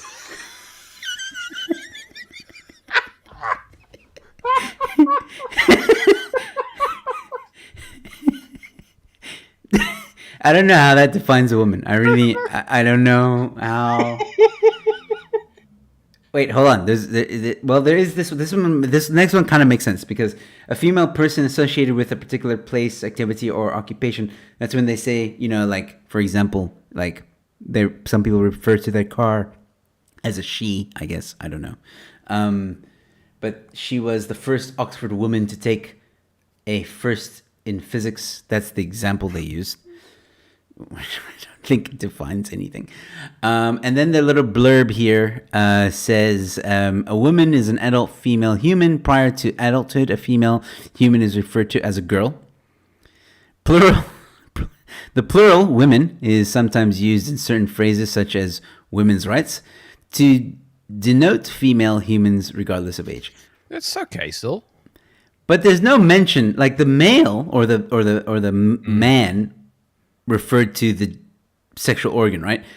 No mention of sexual organ in any of these definitions. But to be fair, they say that a female is a member of the workforce. That's the best. I'm gonna screenshot that. But it's interesting, this definition. I'll tell you why. Because Google has found a way. It's found a loophole in this definition, I think. Because what they're trying to actually do is to not get canceled. So what they've done is they've said adult female human being. So now, okay, in order to get to the bottom of what is a woman, you need to actually Google, okay, define female, right? Because then you should get a more specific answer, right? So when you say define female, this is a female animal or plant. That's the second definition. But the first one is of or denoting the sex that can bear offspring or produce eggs, distinguished biologically by the production of gametes or ova, which can be fertilized by male gametes. So there you go. There's a very long-winded route that you have to take in order to define this. Like, for example, the point I'm trying to make is, in the 90s, if I was to Google what is a woman or define woman, this is the definition that would pop up immediately. Right. But now what's happened, Joe, is that the word gender and sex have become sort of separate now. They're no longer the same thing. What if you talk about gender, you're not talking about sex. Sex now is your organ that you have between your legs, and gender is how you see yourself in front of the mirror. It's how you feel about whether or not today I'm going to I'm a guy. I'm not going to wear makeup, but I'm going to put on a dress. So that doesn't make me a transvestite. That makes me perhaps a transvestite, you know, uh, because I'm only going to go half-assed about this. But the reality is that it doesn't matter if you chop off your dick. It doesn't matter if you consume hormones. All you're doing is you're just vandalizing your body. Yeah. You're not changing your gender. You still are a male. When what happened to the last however many thousands of years where a woman would give birth, the mother would give birth, the doctor will pull out the baby and go, you have a healthy baby boy. Like now it's like Ooh. you have a healthy. No, the Well, I'm doctor not can't sure. assume. I'm not Yeah. sure. There's a penis here, but it could be a female. Like the verdict is out. We need to still check to see if this is a female. We can see a penis, and then the people bring in the argument. Okay, but you do get Caster Semenya type folks. Yes, they're not the rule. You utter imbecile. Those are the The exception. exceptions. Yeah. Yes, Oh and the man. exception is extremely small. Exactly. And I mean, like, it goes to your point that you were mentioning with the Matt Walsh documentary, What is a Woman, when he goes to tribes in Africa Yeah. and they laugh at this situation. Because you're right, man, the West is falling apart. I mean, and, Yeah. and the fact that you have people that really struggle to answer, like, they're scared of the question, right? They're utterly scared to answer what is a woman. How did we even get here at this point? I'll tell you why. I'll tell you why we got here. There weren't enough wars and natural disasters to wipe out the population so that there could be resets. So all what you you're saying is there wasn't enough Hitlers. Is that? Joe, all you need all you need is a tsunami in Indonesia, all right? It wipes out. I shouldn't be laughing. I don't know why. No. I'm speaking metaphorically because what happened there obviously is a catastrophe, right? And a lot of people died, and a lot of innocent people should not have succumbed to that. But the point is that in a moment of crisis, all of these stupid postmodern cultural Marxist junk, all of this stuff doesn't matter. What matters is if you're in trouble, I'm there to help you. And if I'm in trouble, you're there to help me, and we need to get through this crisis together. And if there's a massive wave coming towards the land, from the ocean, whether or not I'm a male or female no longer matters. But the problem is that people have become so comfortable in the West, sitting, and as funnily enough, I think video games is a big part of this. It keeps people distracted into a world of fantasy. The metaverse is removing people, distracting people, taking people away. I'm not saying don't play video games, but it's the same thing as movies. These are just distractions from reality, and I think we need them. I think it's great to go and watch Top Gun. I think it's great to go and watch a movie from time to time. The problem is that if it consumes who you are, and you've got nothing better to think about, because you're so comfortable with everything that you've now outsourced, Joe. You've outsourced who you are. You've lost your sovereignty. You're not taking responsibility for your health. You're going, it's okay. They know better.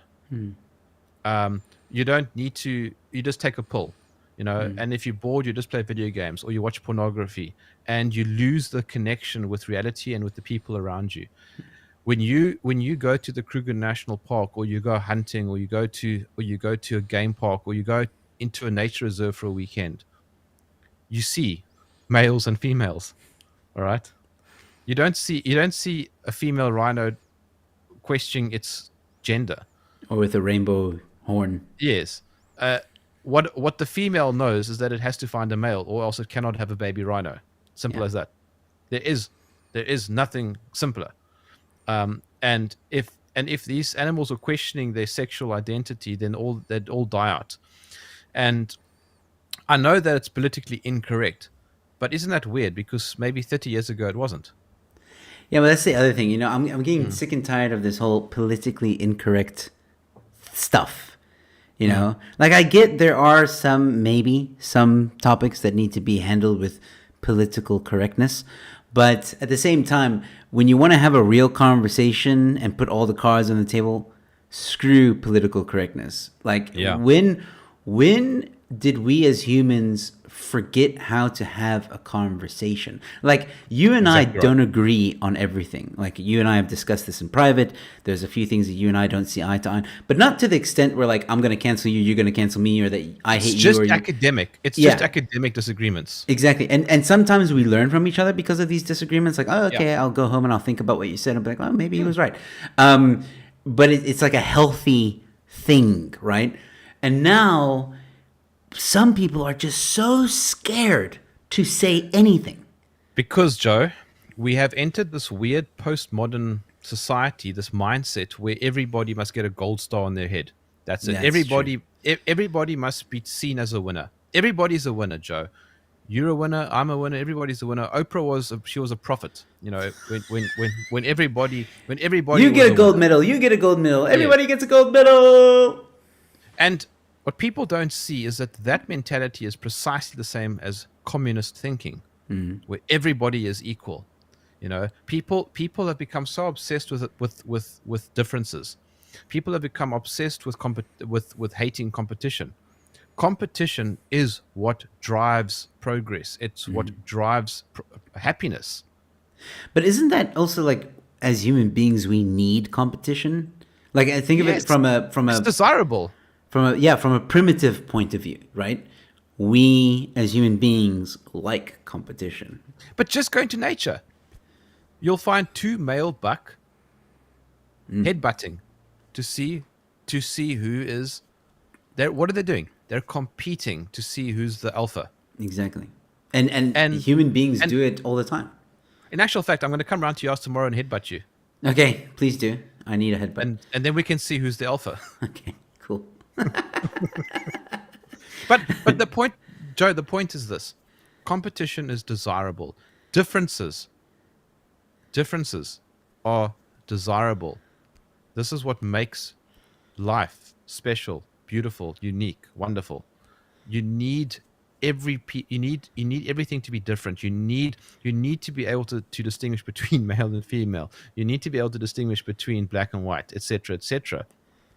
Inequality is actually desirable, and Jordan Peterson himself said this, because inequality means that there is competition happening. Inequality, by the way, I'm not referring to state-imposed inequality. Yeah. That's not what I'm saying. I'm not saying that we must now support affirmative action, because affirmative action is state-imposed inequality. It's giving preferential treatment based on superficial qualities. Yeah. But what I'm saying to you is inequality in that. Let me give you an example. If you're overweight and I'm not, okay, you might go, you know what, I need to get into shape. And that inequality drives you to being a better person. Yeah. All right. I might have a drinking problem and you might not. And I admit I do drink a lot. Not thankfully not at the moment, not in the last year. I've drank a hell of a lot less in the last year. But if I'm not competing with myself and with those around me, then what am I doing? Which is the biggest flaw with communism, because eventually, when everybody is equal and we all have the same stuff that everybody else has, no one's striving to be better and nobody puts in any effort, and the world just kind of dies. Yes, and if you think about it, this is where I've spoken before about right wing and left wing, and I'll just quickly repeat that in a very simple kind of way. I think liberal and conservative are false dichotomies. I don't really think that they mean much anymore, and I don't think they ever did mean anything. I think they only mean something because they're a moment in time.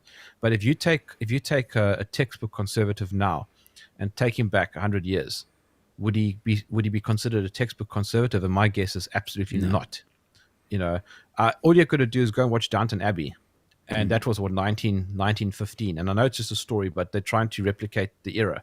And you can see the difference between, conservative people then and conservative people now, or liberal, whatever. Okay. The point I'm trying to make is that liberal and conservative is this weird it's this weird polar opposite that shifts. It's not consistent. But in my view, right wing and left wing are consistent, and by that I mean right wing in the way I try and describe it, or the way I see it. And I don't mind if people differ on this, but it's something I've been thinking about, as you know, for quite a long time. And right wing, I think, just basically means natural order, which means that there is no center because everything shifts left and there is no stopping it. Right. So we all shift leftwards. The question is, how quickly to the left do we shift? Yeah. Leftwards meaning utopia. The ultimate, the ultimate, the ultimate goal of communism, democracy, socialism. It's all utopian egalitarianism. It's basically making everything the same. Humans mustn't be black. They can't be Chinese. They can't be white.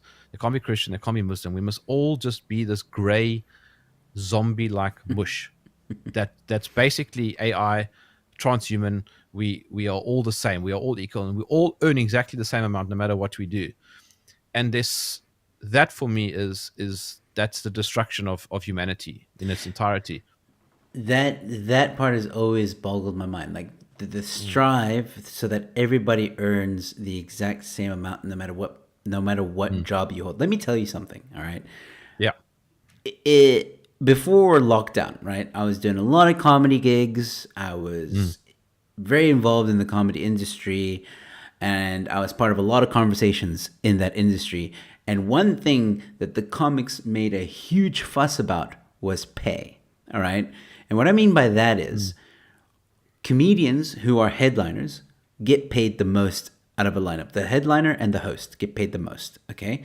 Then it's your support act, and then it's an act, and your open micer pretty much never gets paid. That's just industry standard. All right. I this is what boggles my mind, because I cannot imagine the comedy industry being happy to be told, okay, guys, everyone's going to get paid the same amount, whether you're a headliner, host, you're an act, or you're an open micer. They would lose their shit. They would absolutely exactly. lose their shit, because some of these Quite guys have been doing comedy for 20, 30 years, and they do not expect to get paid the same amount as an open micer or Yeah. or anything like that. That's where this whole idea of equality falls apart, because you're immediately eliminating the experience and professionalism that someone has developed over years and years and years. You're eliminating that, and again, it Yes. makes people gonna be like, well, why should I strive to be better if I do this for 10 years? I'm gonna get paid the same amount. Exactly right. And I have the same story, Joe. I remember when I was still drawing cartoons in the mainstream, when I was still employed by a newspaper, in the days when newspapers still hired me, the good old days. Don't worry, you're not missing much. They're going under anyway. And I remember, I don't know, when was this? 2013, 2014, maybe, thereabouts. I remember Zapiro and a bunch of local cartoonists from the city press, etc. And they came together, and this was months of communication. And they said, guys, we want to start a cartoonists collective, like a cartoonist union, where we set the standard that newspapers must pay cartoonists, because cartoonists are notoriously underpaid. Right. So it's a noble idea. Guys, let's push up the rates. Yeah. And if the newspapers don't like it, then they don't get any cartoons, because we've all collectively agreed. Sapiro agreed. Everybody agreed. I didn't. I said, guys, I don't want to be told what to charge for my work. I decide. If I want to charge 50 Rand for a cartoon, all right, then and you guys think that I'm completely underselling myself, that's okay, because that's what I want to sell it for. Yeah. And the whole idea fell apart because they got pissed off because I was the spanner in the works. I was stopping them, but I said, guys, go ahead, form your union. I'm not going to be part of it though. I want to charge what I want to charge, and that's the point. The value of your work is determined by you, not by other people. It's between you and the person paying for it. And if it's 100,000 Rand, then that's the value of it. You know what I mean? Yeah, no, I absolutely 100% agree. There was even going to be a comedy guild or a comedy union as well. They were talking about that, and yeah, comedians are. I don't know about cartoonists, but comedians like we like to talk a lot about ideas, and then we let the idea float in the universe and wait for somebody else to do it. Like that's, Mm. that's how comedians are. I just want to get to some of the comments before Yeah. we end off. Let's see. I'm going to go. Tarquin. I haven't seen Tarquin in quite some time. Thank you so much for tuning in again. I feel like everyone should be given the same amount in the beginning. What people do with that is on them. When we do start as equals, each to their own. P.S. Hey Germ and Hey Joe. So I think what she's trying to say is like we start all with the same amount, but Why? the harder we work, the more we get paid in time. Why must everybody start with the same amount? What's the reason for that? What? Because you have feelings? Because you feel sorry for them? No, you don't start for the same amount. You have to work your way up the ladder. Don't be lazy. Yeah. Work your way Technically, up the ladder. actually, wait. Technically, everybody does start the same with nothing. You start with zero, Yeah. correct? So And you work your way up. there Yeah. you go. Um, Nikki, sorry, saying, I'm not right, left wing. I'm the bird. Okay, that's very random. But go No, on, that's no. I know what Nikki's saying. It's the saying goes, neither left wing nor right wing. I'm the middle finger. I did want to touch on this whole left and right wing thing. Tarquin is wrong, by the way. I see that comment. Everyone is entitled to food, shelter, and education. No, everybody is not entitled to that. What makes you think that? See, that's entitlement. It's a cultural Marxist concept. What makes you think you are entitled? Who gave you that authority? I know it's a harsh thing to say, but you're not entitled to it because by saying you're entitled to it means that somebody else must provide it. That is also true. Nothing's for free. That's what people need to Nothing is for understand. free. Like when they say free education, free healthcare, free all, not that's not free. The taxpayer is paying for that. Sorry, let me just add to it. Let me give you a great example. All right.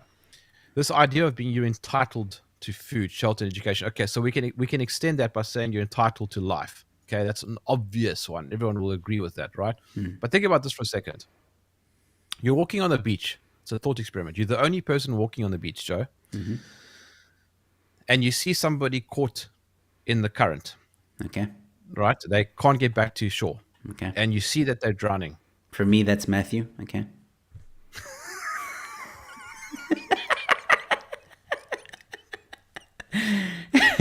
And that person's drowning. That person is drowning. Okay. And you keep walking. You decide, you know what? It's too dangerous. If I go and attempt to save that person, we're both going to drown. So unfortunately, I can do nothing about it. I'll run back to the house and make some phone calls. Maybe you're out of cell phone reception, whatever. It doesn't matter. You don't go in and save that person, and that person drowns.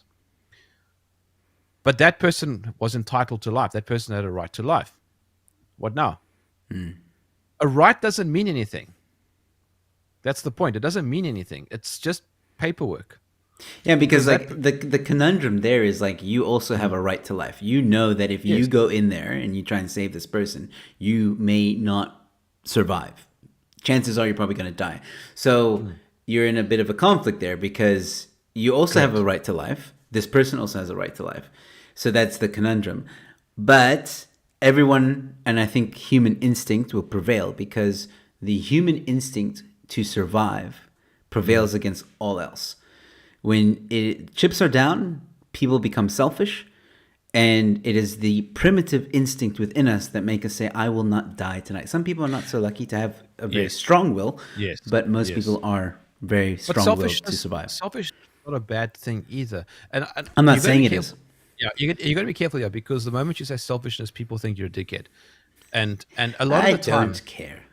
but a lot, listen, It's a the lot of truth. the time, a lot of the time, selfishness is a bit dickish. I get it, but it depends on what you're talking about.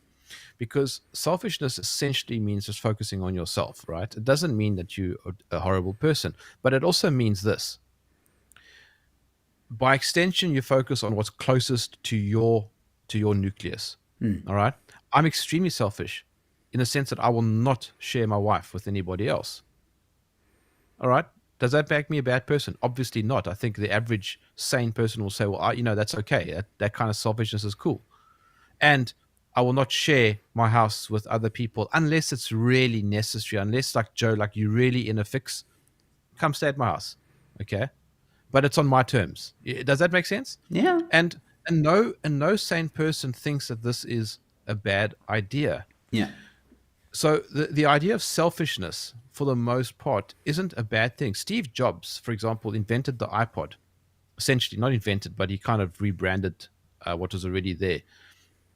Because not because he said, guys, I wanna do something for humanity. I wanna put something out there. No, he's like, guys, I want to have 30,000 songs in my pocket because it's a cool idea, and I want it to look sexy. Do something with that. He has $100 million. And it was his own self-interest that made our lives better. Now we have a cool phone or whatever it might be. It doesn't really matter. But the point I'm trying to make is that when you think of everybody else and not your nucleus, everything collapses. You have to always go back to natural order. It's you and your closest, which is the person that you love, your family, your friends, your community, and then it goes outwards from there. And that, in my view, is what being truly right wing is. Well, we're nearing the end of the show, but I want to ask you on that same topic, the nucleus germ, because it will tie in very nicely to the topic, and it's a good way to end as well. We're seeing the nucleus, a huge attack on the idea of the nucleus at the moment in society. One could argue that like it's progressive thinking that has destroyed it a little bit. Wokeness, a lot of different, Hollywood and propaganda and what have you. There's a lot of different aspects that have kind of broken down the idea of a nucleus. But maybe you can give a good argument for besides what you've just said, why the nucleus is so important. Why should we be fighting this culture war? Because without the nucleus, without the nuclear family, without the traditional family, you won't have society. You will not have a civilization. It's as simple as that. There will always be exceptions to the rule, and it's fine. I've got gay friends, so do you. We live in Cape Town. But yeah, I'm speaking to one right now. Yeah, exactly right. I'm a gay guy who loves women. And I love having sex with my wife. No. You identify as a gay guy who loves women. Yes, I identify as a gay guy who identifies as a straight guy. Yeah, wrap your head around that. It's acceptable. Wrap your head around that one. Guys. It's acceptable. Work that one out. But look, I've got gay friends, but I was at a gay wedding a couple of weeks ago. A good mate of mine who's gay.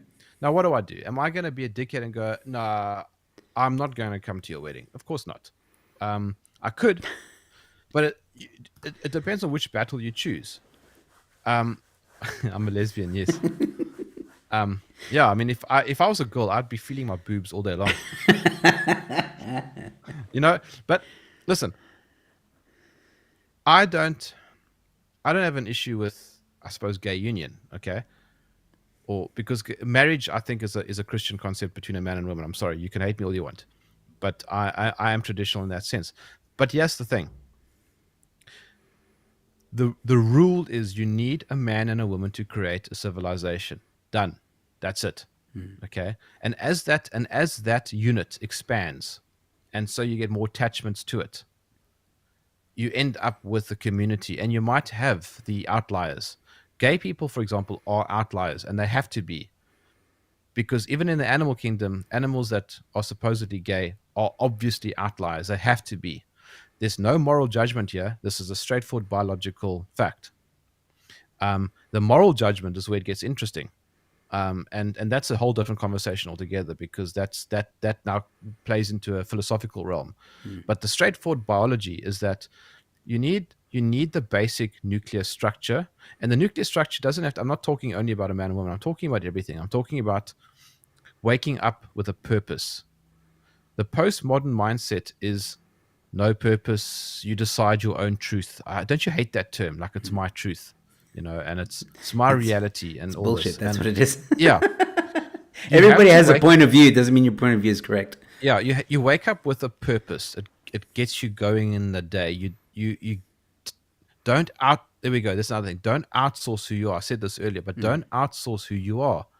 Take control of your damn health. Yeah. People like Tim Noakes give amazing advice for taking control of your health. You don't have to take a pill for everything. You don't you don't have to you don't have to be a Christian, but I think it's a pretty good idea, generally speaking. Or at least if you're not a Christian, you can be a Muslim, doesn't really matter. But find something that gives you meaning and purpose. All right? And here's the big one. Ground yourself. Have some value structure on which you base your life decisions. If you're a Muslim and I'm a Christian, we can be the best of friends, because if we both have foundational structures that give us purpose, then we can understand each other. But if you're one of those free floating individuals who doesn't know that a penis makes you a male, and you are questioning everything, and you don't know, you don't have purpose, and you don't have life, you don't have a sense of life, that for me is the worst place to be, because what are you then? You're nothing. And then you could be a woman, you could be a man, you could be a dog, you could be anything you want, but you're not actually anything. And I think that is the nucleus, that is the foundation, that is the heart, I think, of prosperity, of getting on, of being friendly, of just living a life that means something, that has happiness. You don't have to be rich. It makes, like, having 4 yachts is a pretty awesome idea, but if you can't afford 4 yachts, or you can only afford 4 toy yachts, but if you can still own that and still find meaning in your life, you can be a very happy person. I don't really, I don't know where I'm going with this. I'm just kind of just pointing out that there are the foundational structures, is what I'm realizing more and more and more, are so important. If you've got a value structure, then you build your principles on top of that, and then you can wake up and you can go, you know what, I don't like that. I'm not gonna watch porn, because I have a wife who I love, and I don't need that stuff messing up my head. Yeah. You know what I mean? You don't need to be a Christian to say that. No. You know what I'm saying? It's to add to what you're saying is basically don't be a duss in life. Like just respect Yeah. each other's space, each other's will. At the end of the day, I've said this many times on the show. Like, I don't care who you have sex with. I don't care who you're attracted to. I do. Just I don't want you having sex with my wife. yeah, well, that too. But I mean, like, but what I mean is, like, as long as and I was just gonna say before you come in, as long as it doesn't affect me, as long as it doesn't hurt me, you can do whatever you want, and I've always respected that, and I will continue to respect that. I just think that people also need to realize that, the nucleus, as you've just described it, it is an important thing. Yeah. I'm realizing that the older I get, Yes. that family is very important. Look, one of the reasons, It's not very important, Joe. It's the most important. yes, and people might be saying, like, because I know some of the wokies will probably clip that and be like, "See, Joe's right wing." No, let me explain. Very quickly, something tragic happened in my family a month or so ago, and maybe at some point I will be comfortable chatting about it and sharing a bit more detail about it. But in that moment, and during that time, me and my wife realized how important family is. And it's only when something that tragic Yes. happens does it give you a wake-up call. And Yes. that's why when I'm getting older, I had a tragedy as well, so Yes. I can relate exactly to what you're talking about. yes. And I think maybe as people in general get older, and that kind of stuff happens to them, because it will happen to you at some point in your life, you wake up and you're like, wow, family is really important. There needs to be we need to keep this together. We need to always see each other more and stuff like that. So yes, I am becoming more of a family man, and I'm proud to say that I am. And when I see things like, what is a woman?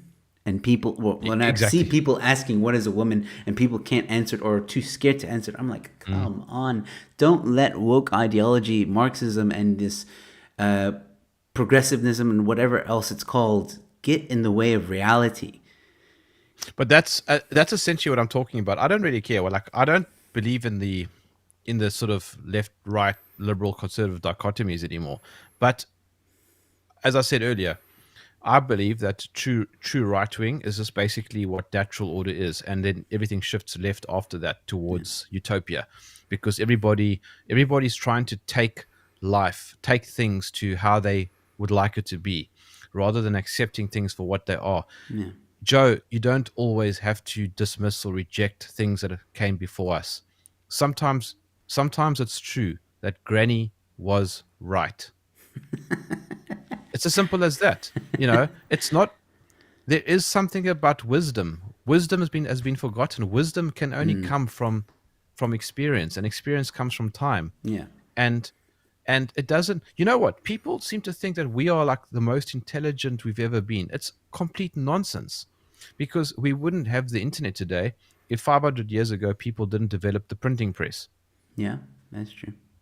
You know, people before us.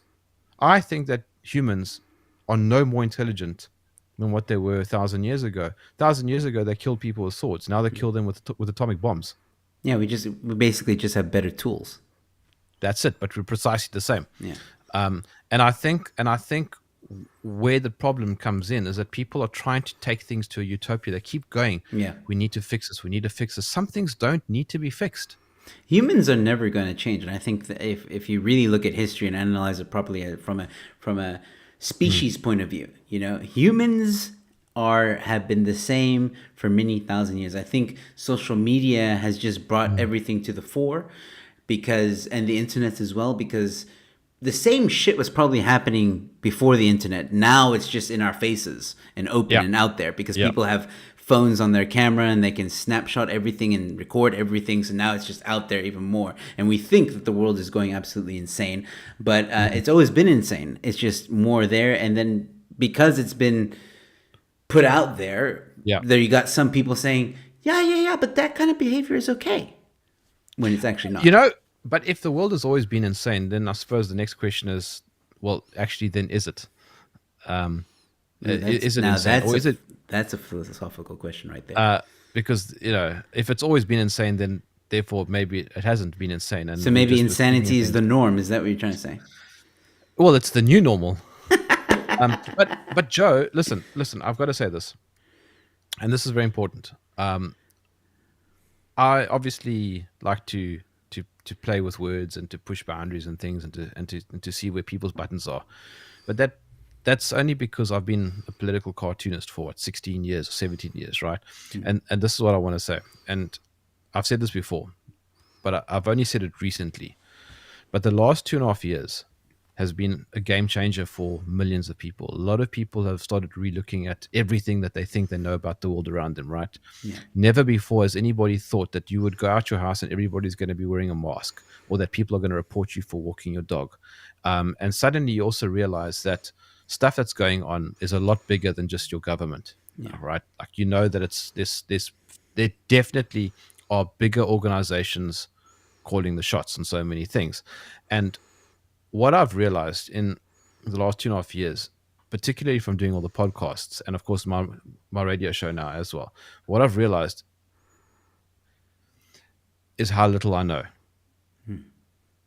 It's an extremely hard, difficult pill to swallow, because, as I said, being a political cartoonist means that you're a dickhead. You have to be an arrogant arsehole to mock people. Think about it. No, you I do. mean, Yeah. it's the harsh truth. If I'm going to ridicule somebody, I have to assume that I know better than them. Yeah, they're the idiot, not me. So that's why I'm ridiculing them, right? That makes me an arrogant arsehole. And for the most part, that it's just jokes. You're just joking, but it becomes. I mean, comedy is. That's what comedy is. Comedy is about mocking people and things, and it's about making others the brunt of the joke. And for the most part, it is a joke, but it can become part of you, and that's my problem. is that being a political cartoonist of 16 years, drawing around about 7,000 published cartoons, it becomes who you are. And then suddenly, the last 2 years, you suddenly get this wake up call, this massive train smash, where you thought you saw the light at the end of the tunnel, but the light at the end of the tunnel was actually a train coming towards you. And you realize from talking to hundreds and hundreds and hundreds of people from around the world how little you know, and actually how stupid I actually am.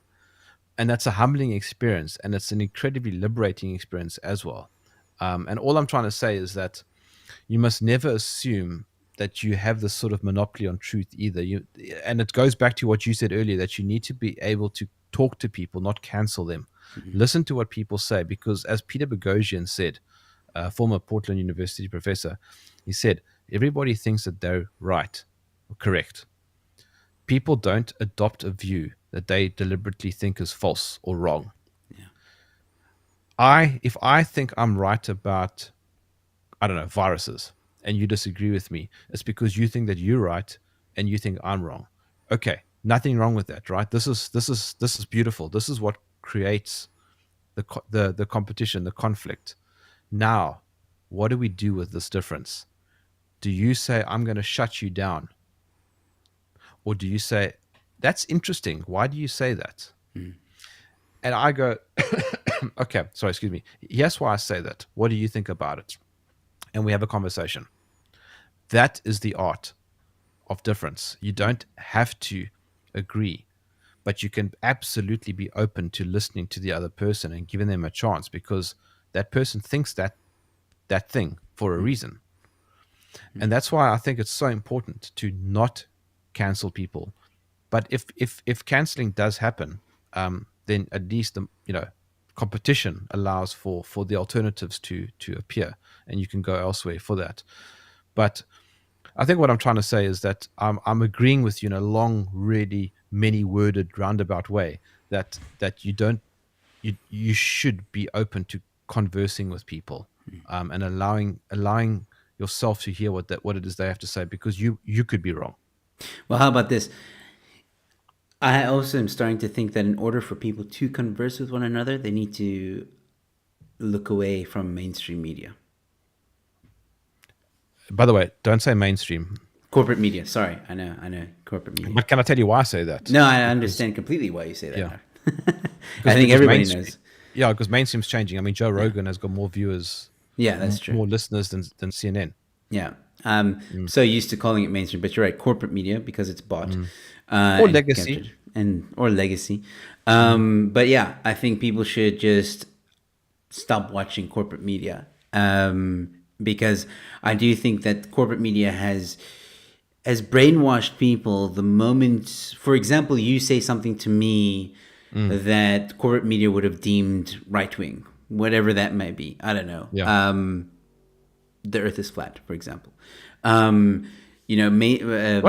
Corporate media. The Earth is triangle. Corporate media may have deemed that as like, no, that's crazy conspiracy talk. Don't listen to it. They're crazy people, blah blah. And you come to me, you say, oh, I think it's flat, and then I immediately shut you down. I'm immediately like, oh, well, then you're wrong, blah blah blah. I don't want to talk to you, blah blah blah blah. Yeah. That is why corporate media is dangerous, because it's actually preventing us from having conversations. I think I actually have had some of the best conversations. I don't, by the way, think that Earth is flat, but I don't mind having the conversation at all. Neither do I. And I think it's a great conversation. You know why? Because it gets me thinking. Yeah, exactly. That's what I like about it. But and apparently YouTube doesn't like those conversations anymore either. But there is a red flag, because if saying Earth is flat is so Monty Python ridiculously absurd, why remove the videos? Why? I don't know. We'll have to wait for YouTube to maybe leave a comment. I know we are over time, but I want to say one more thing as well. Yeah, because I'm just on that train of thought at the moment. But another thing it's related, that's very, very important.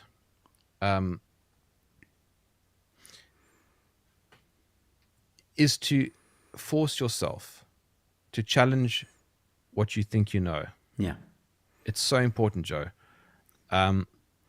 because it allows you to break out of the realm of false binaries. A false binary is it's something Noam Chomsky spoke about, but it's a concept that's been around forever. So basically, you've got A and B, right? And so imagine two vertical lines running like that, and that's where all the conversation happens, is between A and B. What happens on the outside, you're not allowed to know because it's prohibited. But that's what a false binary is. It's stopping you from talking about. Let me give you an example. Okay, there we go. So your flat Earth example, that's a great one. So everything you're allowed to talk about is within the realm of Earth being round in a sphere spinning in space. But people talking about flat Earth, they're not in that. They're not inside that conversational parameter. They're on the outside of that. And I think that it's very important to get into that space that's beyond A and B and go into the realm of C, D, E, and F. Talking outside of the box, if you will. Talking outside of the box. Another contemporary way of defining that is what's known as the Overton window. Yes. Where you have vigorous conversation within parameters. But the moment you go outside of that, you're a lunatic, you're a nutcase, you're a conspiracy theorist, whatever, it doesn't matter. Yeah. But how funny is the fact that a lot of the conspiracy theories, so to speak, over the last 2.5 years have turned out to be 100% correct. So now Don't say that, Germ. Shh. No, but you're absolutely 100% correct, Germ. And it's funny, and people are noticing it. So there you go. I think on that note, ladies and gentlemen, on that bombshell, we're going to end it here. We've gone a bit way over time, but it's fine. I always enjoy chatting to Germ. Germ, thank you so much for giving me your time. And man. Are you and I going to go have an omelet at, we won't say where, but that place? Yeah, eventually. Just let me know. I'm busy this week. It'll have to be next week. I'm also busy this week, so up yours. No, but all good, man. We'll definitely share breakfast together soon. And Germ, let people know where they can find you, man. Where are you now? Germwarfare.com. It's the easiest. Everything goes outwards from there. So there you go. That's my nucleus. Germ with a J. Germwarfare.com, and that's the nucleus. And if you want to find the family, community, friends, etc., it's all there. Awesome, ladies and gentlemen. This was Germ Warfare. Germ, thanks again for joining me, man. It was great. God bless you. Cheers. All right, ladies and gentlemen, that was Germ Warfare. What a conversation. I hope you enjoyed it. Please leave a like and also comment in the comment section below what you thought, what you think about the nucleus, what you think about the world today. Has it gone mad? I think it has. I think in this conversation we've pretty much discussed that. And Zach, before you go, I hope you will listen to this before you leave. I got your email, buddy. I will reply to you. Thank you so much for that lovely, lovely email. It really, really meant a lot to me. And I will reply to it in due time. Having said that, ladies and gentlemen, thank you to everybody else who tuned in. Helen, Swerim, DJE, Blackie White, Indel, WTH, some interesting names. Nikki, Davey, Casper, Zach, Amy, Deborah was here. Richard, who else was here? Many other people. Thank you guys so much. Tarquin, thank you for tuning in again. It was great having you guys, and thank you guys so much for tuning in and for watching me and Germ. It was great. I hope you guys enjoyed it. And I'll be back next week, ladies and gentlemen. I'm going on a long weekend. I need a break. So I'm going to be spending time with family. So, I mean, after this conversation. So, ladies and gentlemen, I'll see you next week, Monday. I'll have Nolu on the show, ladies and gentlemen. We're going to be talking about how feminism has failed society. Or has it? That's not really the topic. It's something along those lines, if I remember correctly. It's like, has feminism failed society? Something like that. We'll be talking about something along those lines. Look out for it on my YouTube channel, ladies and gentlemen, Monday. This coming Monday. It's going to be a very interesting conversation, ladies and gentlemen. So I'll see you then. And enjoy the rest of your weekend. And, if I don't see you soon, stay safe, be kind to one another, and I'll see you at the next one. Cheers.